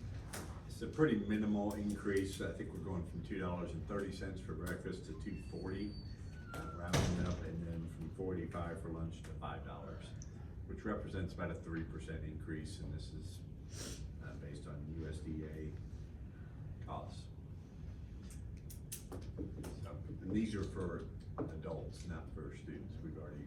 Okay, I thought, I was like, Yeah. didn't we just do? Yeah, we Okay. did. Yeah, these are for the adult adults. prices. All right, any questions? Okay, call for a vote. Justin? Aye. Matt? Aye. Amanda? Aye. Julie? Aye. Chair votes aye. All right, moving to number 6, teaching and learning. 6.1, discussion of possible board action to modify the academic calendar from an in-person to virtual learning for Bixby High School and 9th grade center for January 7th through the 10th, 2025, to finalize preparations for the high school academic building opening on January 13th. Make a motion, we approve 6.1. Second. I believe I've mentioned this to the board, this consideration of those first 4 days, and you can see the calendar here when we return on January 7th, that's the first day back. Having those 4 days be virtual days for the 9th grade and high school to facilitate the final move into that building. We're still working out the details. What I would anticipate on these days, in addition to being in virtual days, is scheduling tours for students, pick up new schedules, all of that sort of stuff. There's just not enough time from December 20th, which is the last day, to allow teachers time to move into the new building, set up their offices, set up their classrooms, almost similar to the start of school when we build those days in. And so it would still be instructional days for the high school, but it would allow us also to set up our kitchen, get that operational, and be ready for the first day of school for the high school on January 13th. We recognize it's a inconvenience for some families possibly, but these are high school students, so hopefully it will be minimal impact on those families. And you will, parents and students will be able to go through, you're gonna have some days that they can Right. tour the buildings? It'll probably be very similar to a meet the teacher kind of thing. Okay. On those days. We would still have to work out that schedule, got a lot of work to do before we get there, but that's our plan. Any questions? No? Okay, call for a vote. Justin? Aye. Matt? Aye. Amanda? Julie? Aye. Chair votes aye. 6.2, discussion and possible board action to approve the adoption of the 1,080 hour calendars for the 2024-2025 fiscal year. I'll make Go ahead. a motion, we approve 6.2. Second. By state law, the board either has to approve the 180-day calendar or 1,080 hour calendar. We've gone with 1,080. This is one of Mrs. Wilson's favorite things every year, to track the number of hours that we do. And so she's got individual calendars, but they're all over 1,080. We've got, I think, at least 5 days worth of weather days if we needed those, that are built into the extra hours. Okay. Anything else, Ms. Wilson? No, I think that covers it. Okay. All right, questions? All right, let's call for a vote. Justin? Aye. Matt? Aye. Amanda? Aye. Julie? Aye. And chair votes aye. All right, 6.3, discussion and possible board action to approve an MOU with the United States Marine Corps to operate a Junior Reserves Officers Training Corps Junior ROTC unit at the Bixby High School. Make a motion, we approve 6.3. Second. This is you can see it's about a 3-year renewal, so this one will expire in 27, February 27. So every few years they update the MOU and send us a new one. This just allows us to continue the programming that we currently have with the Marine Corps. They'll continue to staff as they currently have and fund it. And this is still with our collaboration with Glenpool too, is that right, Yes. on this one? Yep. Okay. Well, yeah, that's a separate MOU, but this one is directly with the Marine Corps for us to Okay. have the authority to run this program. I got it, okay. Any questions? All right, let's call for a vote. Justin? Aye. Matt? Aye. Amanda? Aye. Julie? Chair votes aye. 6.4, discussion and possible board action to approve the OSSAA application for conducting a pilot cooperative activities program for middle school wrestling for the 2024-2025 fiscal year. I'll make a motion, we approve 6.4. Second. Sorry for the long title, but that's exactly what it says on the application. This is to allow a student who attends Twin Hills, which I guess is an Oak kind of, Okay. somewhere down there, to participate in our wrestling program here. Is that his or her school does not provide a wrestling program. So just as a wrestler? Or a student? Wrestling. This is a Wrestler wrestling. only. A lot of times you gotta get permissions from schools if you're jumping them, but I don't think any schools between Twin Hills and here has wrestling. Okay. You're saying if there was a school closer that provided that program that. We had an, student- we had an Okay. athlete one time from somewhere and they had to jump over Glenpool to come here and you had to have Glenpool sign off. Oh, Or okay. closer. Cause that's the closest. But I don't think any of the schools between here and Twin Hills don't have wrestling, especially girls wrestling. Right. And they'd rather come here. The state champion girls wrestling. Yeah. With an Olympic coach. There are those. There are some incentives. How many schools have a female wrestling teams in Oklahoma? Oh, I know- total, I don't know, but 6A1's got quite a few, I mean, you got us, Bixby, Jinx, Owasso, I mean. I know it's growing, so it, The so. smaller schools, not yet, but Okay. 6A has quite a few. Okay. All right, any questions? I'll call for a vote. Justin? Aye. Matt? Aye. Amanda? Aye. Julie? Aye. Chair votes aye. 6.5, discussion and possible board action regarding the gifted and talented advisory committee for the 2024-2025 fiscal year. Make a motion, we approve 6.5. Second. That's our recommended committee. Okay. Any questions? All right, call for a vote. Justin? Aye. Matt? Aye. Amanda? Aye. Julie? Chair votes aye. 6.6, discussion and possible board action to approve an agreement with Advancing Literacy for Professional Development and Site-Based Coaching at a cost of $18,500 to be paid from federal funds. Make a motion, we approve 6.6. Second. Any, How many years has this been, Cheryl? This is 2 our years? second year. Right. Last year, we actually sent a group of teachers to Michigan in December for training, and the year before, a group of teachers to New York, and this time, we're able to bring the trainers here, so we'll be able to train more teachers over the course of 4 days, and she's gonna visit each of our elementary sites during that time, and then stay for our Pick Your MPD Day that Friday, so we're getting kind of the biggest bang for our buck that week that we're coming from. it's paid for from federal funds, okay. Questions? All right, let's call for a vote. Justin? Justin? Oh, he's reading. Okay. Yeah. This- I know you had a question a couple of years ago, but the person you asked about is no longer affiliated with this writing program. Oh, okay. Do you remember No, that? I was looking at the price, I seen the top price, I'm like, wait a second, that's not 18,000, but then she scrolled down, so. Yeah. Okay. Aye. You feel good, okay. Matt? Aye. Amanda? Aye. Julie? Aye. Chair votes aye. All right, so let's move down to operations, 7.3. Discussion and possible board action to approve combining the middle school choir activity account and the high school choir activity account into one account, 935-952-705. Make a motion, we approve 7.3. Second. This is similar to what the board approved with our band programs, combining middle school and high school, since they really do operate together. And we're doing the same thing with choir, now that those are director and co-director versus middle school and high school. All right, any questions? All right, call for a vote. Justin? Aye. Matt? Aye. Amanda? Aye. Julie? Chair votes aye. 7.4, discussion and possible board action to approve changes to the Board of Education policies 3-1 3115, least restrictive environment, 3139,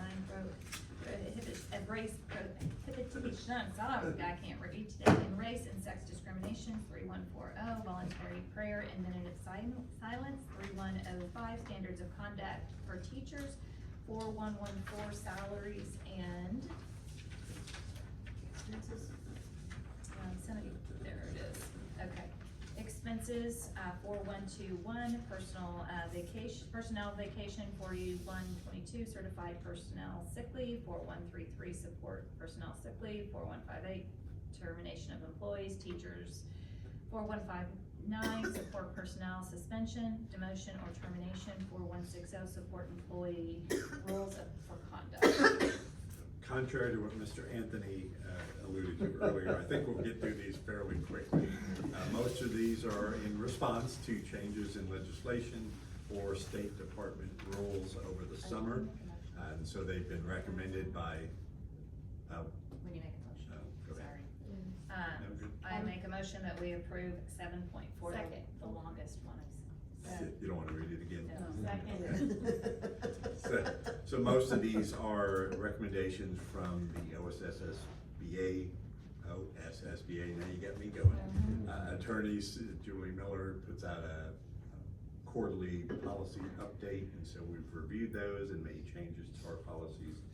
But you each have a copy of these, so it's a little easier for you to look at.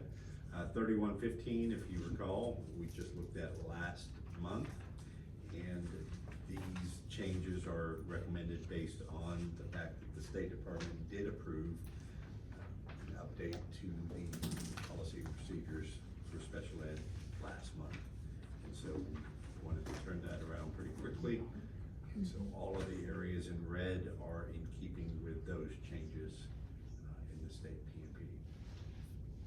Ms. Wilson? was there And anything else? everything that is struck out is because it no longer is either the wording or applies. And when you read the chapter on LRE, there are some other pieces that have changed, but we don't just copy their whole chapter into our policy. The last line of the policy would now include that our LRE decisions are made individually for each student. That was already there. And per the Oklahoma State Department of Education, Special Education Services, Policies and Procedures Manual, state and federal laws. Which is, again, the guiding documents for us. So Ms. Wilson worked with Kim and reviewed the PMP changes and have made those. So we don't, again, you have specific questions, or we can move on to the next one? Well, and it was updated this afternoon too, or this morning. Right, we added on the back side of, which would be page 2. It's the second part of the, after they cite LB and JB and KB. Start where it says 2-part standard, and then the 4 questions here is directly from the PMP.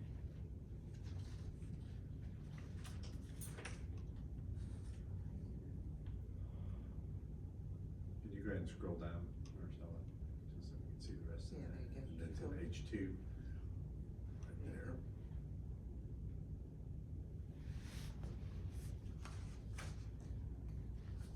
And really, when Kim and I talk the most, while policy clearly matters, it's implementation that matters more. So understanding of what policy is, understanding of what best practice is, rather than just what is written in there.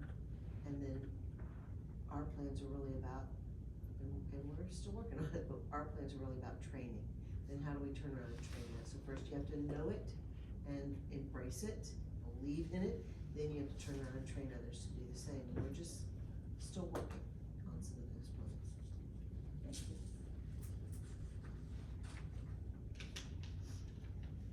Any other questions on that one? Any questions?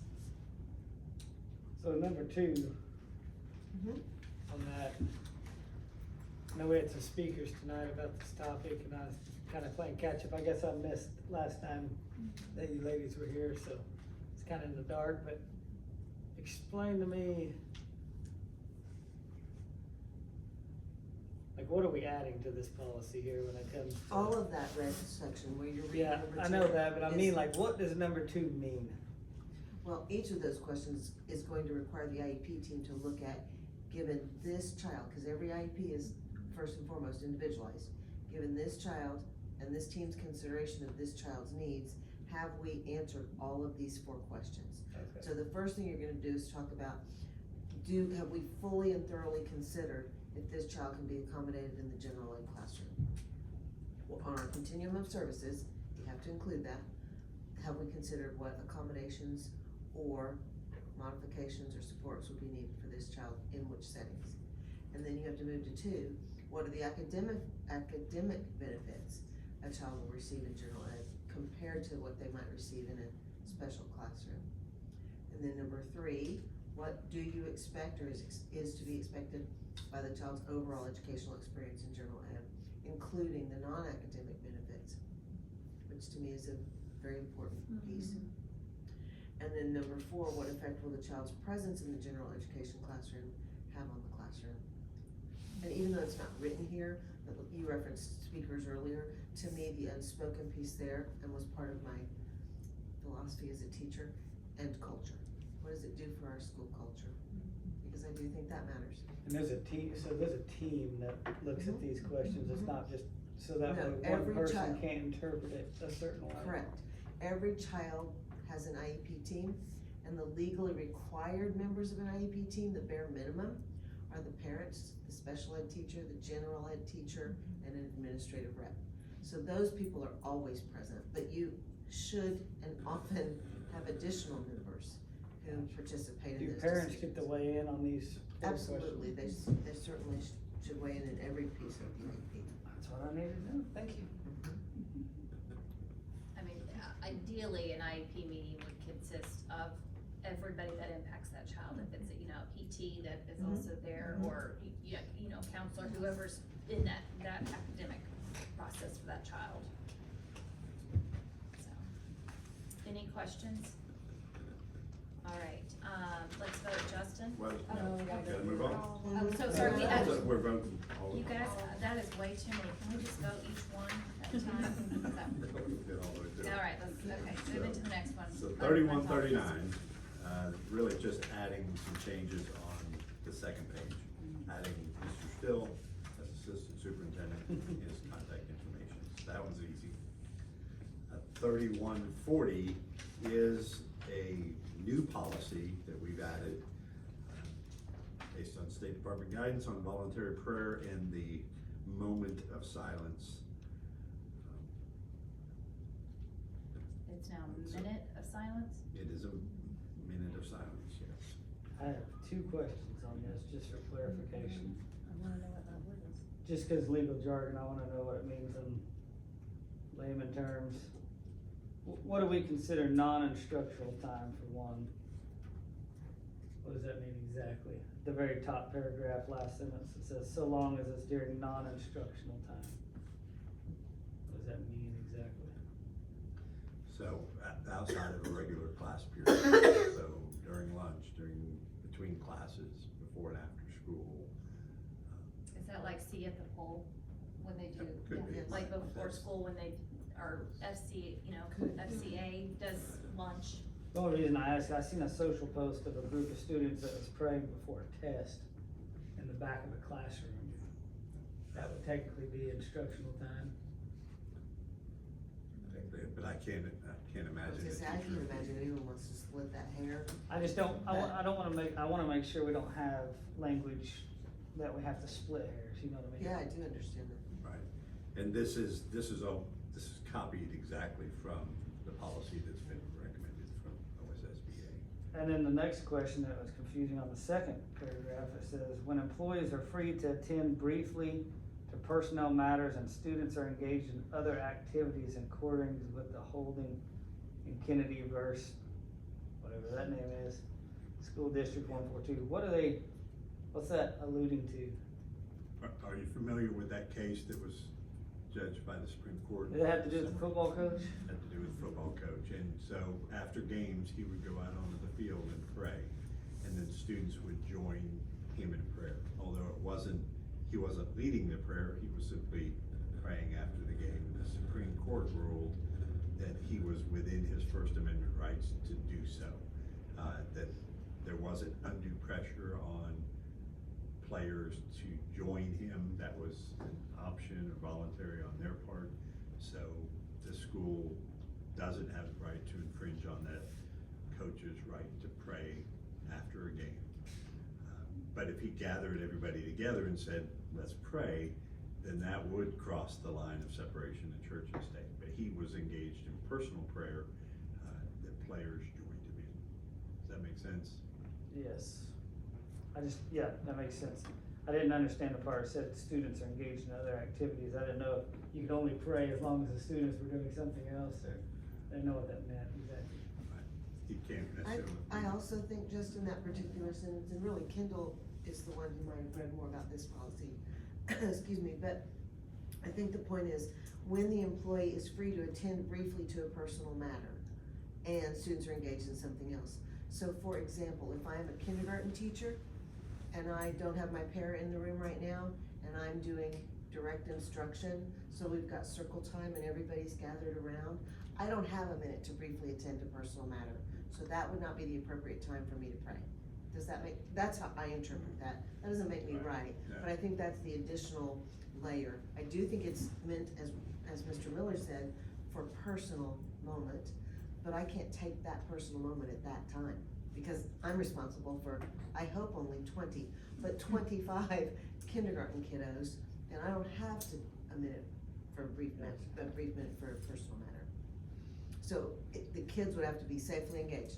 Now, I think legitimately, again, I don't wanna split a hair, but I think legitimately, then that kindergarten teacher is ready to go to plan time. The para comes back and takes the kids, they're at stations or centers, and I go on a plan time. Now I've got a minute to briefly attend to a personal matter, and I can say a prayer. For me, that's the distinction about when that's okay or not, but especially if it's personal and I'm not leading others.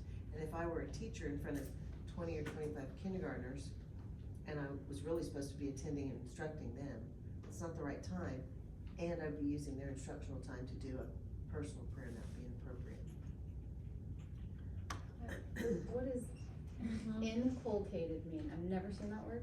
Inculcate, Second sentence. like indoctrinate, Okay, I'm just using that as a different word. to infuse into their thinking.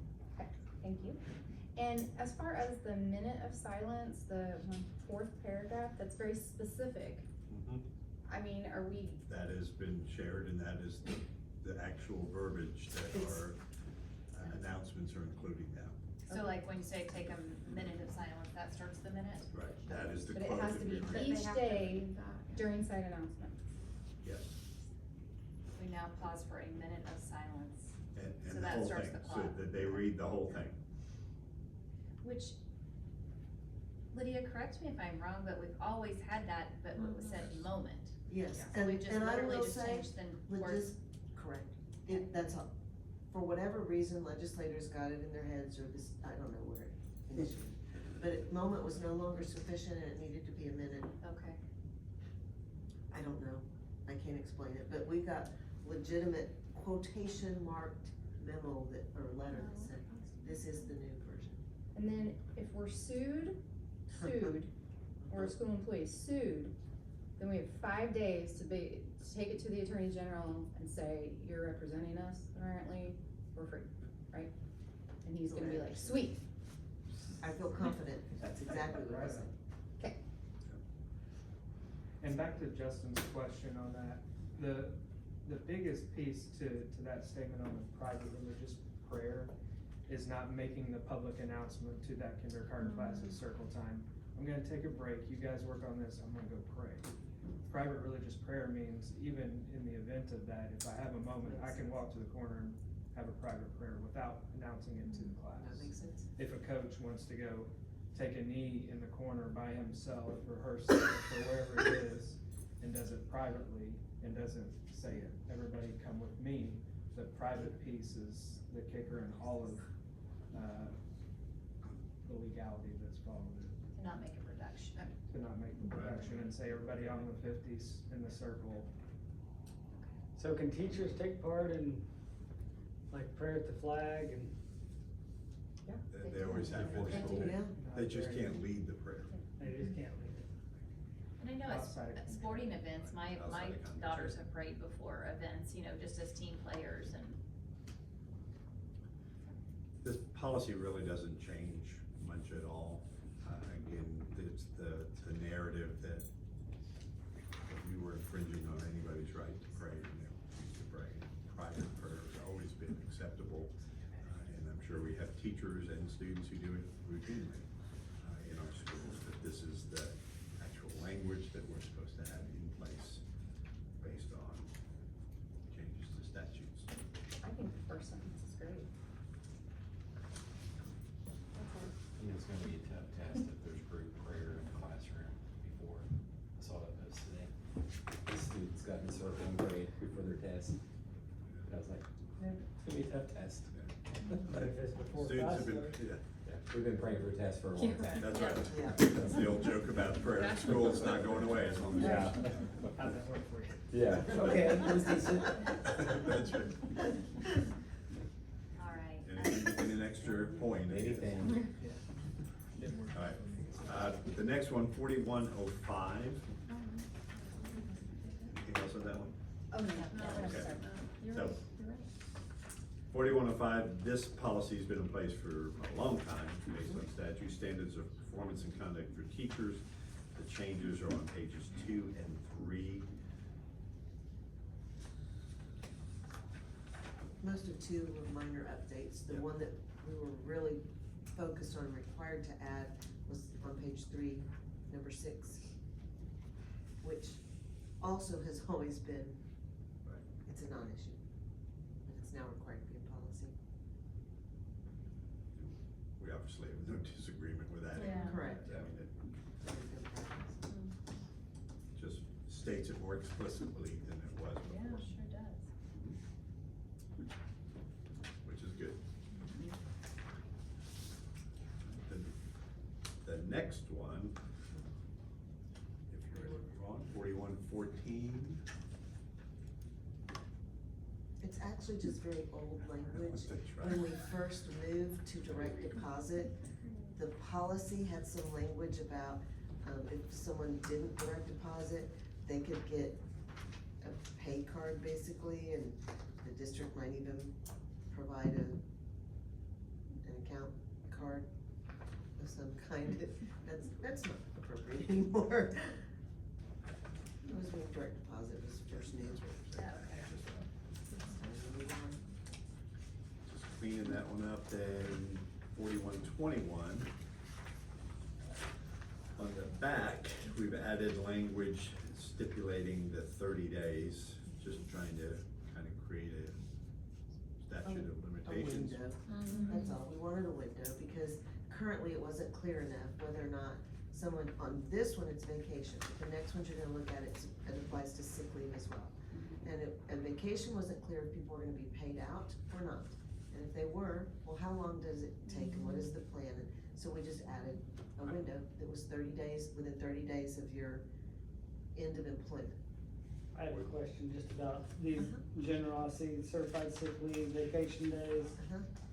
How do these policies coincide with the contract with the They, teachers? they always align, I don't Okay. change one without making sure the others change. Gotcha. And in the contract, it actually says if there's a discrepancy, because sometimes what happens is you do negotiations, you get an agreement, you look at the contract and it gets ratified and you are likely to approve that at one point in the year. And then something changes in policy later in the year and we've gotta redo that. So if it says in the contract, if there's a discrepancy, the contract actually overrides. So the contract supersedes the I policy? believe so. I'll have to double check that. That's what I remember looking at last time.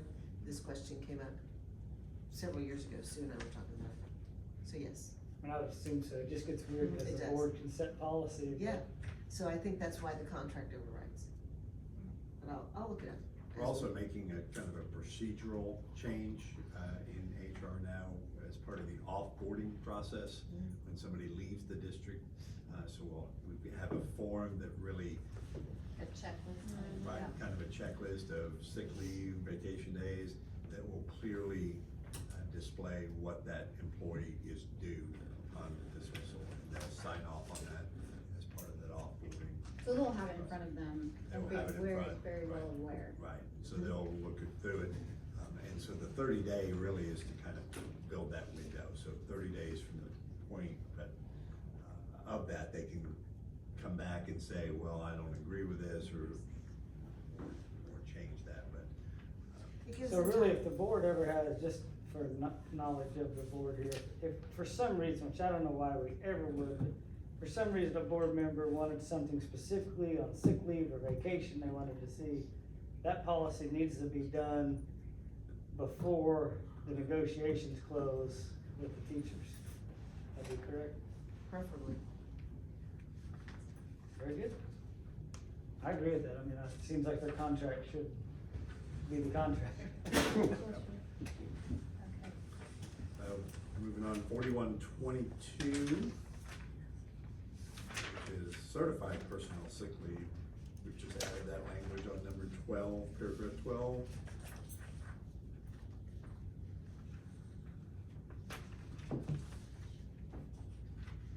And I want to be clear too that we want people to get paid what they're due. So no one's trying to avoid that. We're just trying to build some controls in so that we have a process for offboarding somebody and they have a 30-day window to work through that, but then it's closed. Occasionally, especially on sick leave, someone may not be sure if they're going to another district. Sometimes they are sure, but they aren't sure if they want to take their sick leave with them, if they want to pay it out, or whatever that choice is. So now they have a window of time to make that decision additionally. The automaticity of payment is gonna be part of the offboarding. We're not trying to not pay. We are absolutely going to pay people at the end of that employment for those things, for vacation or sick. Not everybody gets vacation days, but for those who do. So they can transfer their leave to different. They can transfer sick days. Sick days. That's Okay. crazy. What if they have different contract with different hours? Oh, they will, but, go ahead. Yeah, that, like I transferred sick leave from Sand Springs when I came here, but if I were to leave, then I'm not gonna get paid for those days that I transferred in. I'm only gonna get paid for days that I accrue here. That's such a weird That is concept weird. for the business world. Crazy. Yeah.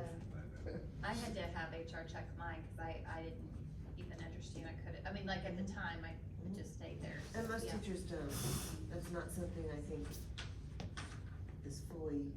Yeah, I think it's great. as it needs to be. So 4133 makes that same change. Paragraph 13.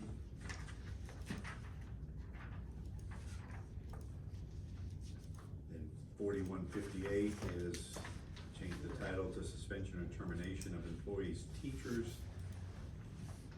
And because the changes were so significant, you see the part, what we used to have One sentence. on one sentence on the back page.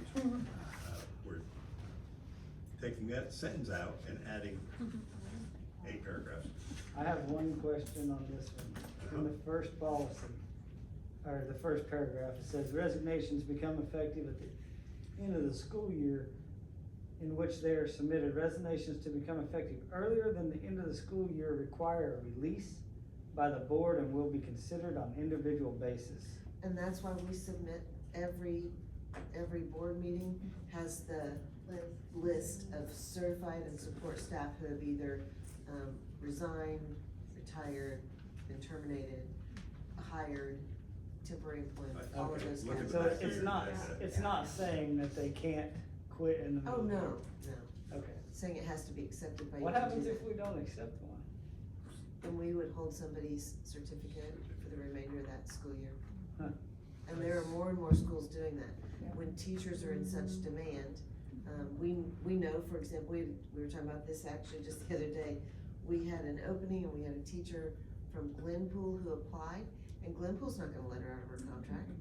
There's no way they're gonna let her out of her contract. And if they are willing to let her out of her contract, that might be a reason we might not want to put her on the contract. If you So- don't let them out of the contract. Then she cannot work somewhere else. They basically keep her under contract and she can't use her cert anywhere else. She can't be employed somewhere Do else. they have to pay her for that year, whether she That's works or between not? Glenpool and her. It is, that's between Glenpool and her, whether they enter a resignation agreement or that's between them. So you can hold someone certain and not pay them? Seems. In essence, I think Seems, you can. And there was a deadline, right, to, is it June? Yeah, 15 days after the Yeah, first it's, day. yeah. But if somebody goes from here to Metro Christian, they're going to a private school, we don't have any control over that. Yeah. They'd be able to do it. The other piece on this that I know the state superintendent's made a point of is on the back side, the second paragraph talks about if a district receives notice that somebody is being investigated for a possible certification issue, then the board should review whether or not that employee is placed on administrative leave during the course of that investigation. Because if they fail to place that person on admin leave and the certificate is removed, then the district could receive a health and safety deficiency. And who has the right to pull somebody's certificate other than us? State Department. It's going on right now? And Or it has? do several every They month. have like all those investigations, they always refer it to an investigation, so how does that work? So we get notice of this potential thing, and then they have these investigations, could last, and we just, Keep them on admin leave? They'd have It's keep up to them on us administrative leave. whether we're gonna keep them on Right. admin leave or not. But if it comes back and they do wind up removing that person's certification, then we would get a hit on our accreditation. If they If If they find out that the evidence- teacher is innocent, do we get extra points instead I didn't read anything about extra Oh, they points. pay us. Reimbursed for the time missed? And there are certainly, let me reiterate, there are certainly times when administrative leave is appropriate. Yeah. If somebody's being investigated for something and there is evidence to show that they have operated outside of the performance conduct of a teacher or administrator, then they should be placed on administrative leave while that investigation, for the safety of students and for all those reasons. But that is a big piece of that was really pushed in. 4159 basically adds similar language for support staff, suspension, demotion, or termination. On the second page, paragraph C and D, we received notice of a felony investigation. Then again, talk about suspension or administrative leave.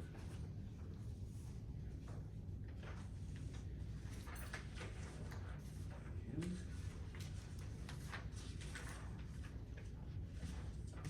4160. These changes were based on just new language. You can see where we've added like a 15 on sabotage or refusal to work collaboratively with others. I do that every day.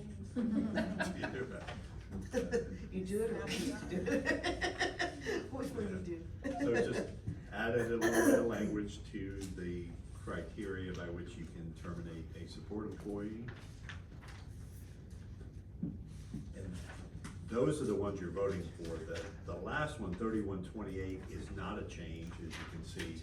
I put this here because we recently received guidance from the State Department about flags and the Pledge of Allegiance, and we already have a policy in place that talks about the requirement, because both of these things were already in law. So the guidance we got from the State Department basically said, follow the law, and we are.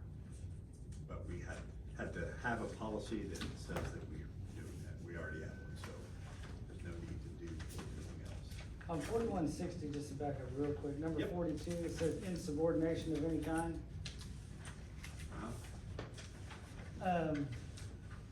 So if a teacher gets an order from a principal that she feels like, or he feels like breaks a policy, do we have a process where you can file a grievance on that? You still have a due process. It would still have to come to the board. I didn't know like if there's a process where a teacher does what she's ordered and then grieves it after the fact. You can file a grievance at any time. We prefer, of course, that we'd rather just tell us what the problem is. Gotcha. This is written for support staff specific, Oh, gotcha. this policy. But they still have due process. Yeah, they have due process rights also. Yeah, I knew it. Okay, any Ms. other? Fryer, that's all of them. Ooh, anybody want to read those, make a motion to read them all? Okay, let's call for a vote, Justin? Aye. Matt? Aye. Amanda? Aye. Chair votes aye. All right, 7.5, discussion and possible board action regarding declaring items as surplus to be disposed of in accordance with the state laws of Oklahoma. Make a motion, we approve 7.5. Second. Do we know who they donate the bags to? The That's the baseball baseball team? bags? Yeah. Oh, they called us, they called Bixby Outreach. to Oh, see they if we did? wanted them. I was just curious who they donated to. Did you take them? They are rough, We by the debated, way. I don't know I what bet you they decided. smell They are. really Yes, good. we have new Really ones. gross. Were they gross? They're pretty gross. Oh, we don't want them. Well, I mean, you should look at them, but Max brings them. And smell. They do Okay, that. no, that You should helps, smell cause them. we were debating whether we wanted them or Use not. duffel bags. I think he told us they were pretty good. He said that? I think he thought said they they were were. We're just pretty good. declaring Locker them room surplus. bowls. Locker room bowls. Sorry. I say that according to your facial expressions that they're Hey, probably. maybe Max is football just drinking gross. bag. I mean, he's gross. There must be We don't want them. You 20 think it's 30 ready years to old. declare them surplus and get new ones? Okay. Yeah. Very good. It's four. Maintenance.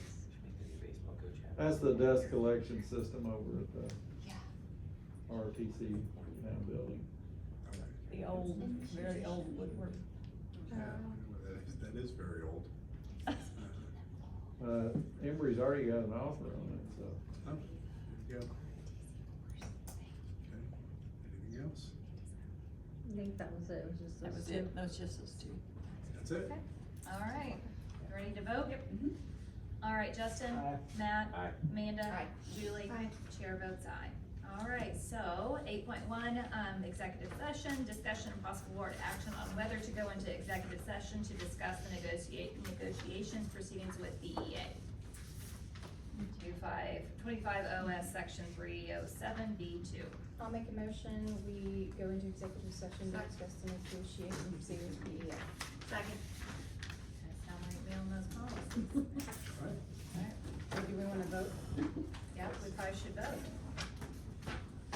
Justin? Aye. Matt? Aye. Amanda? Julie? Aye.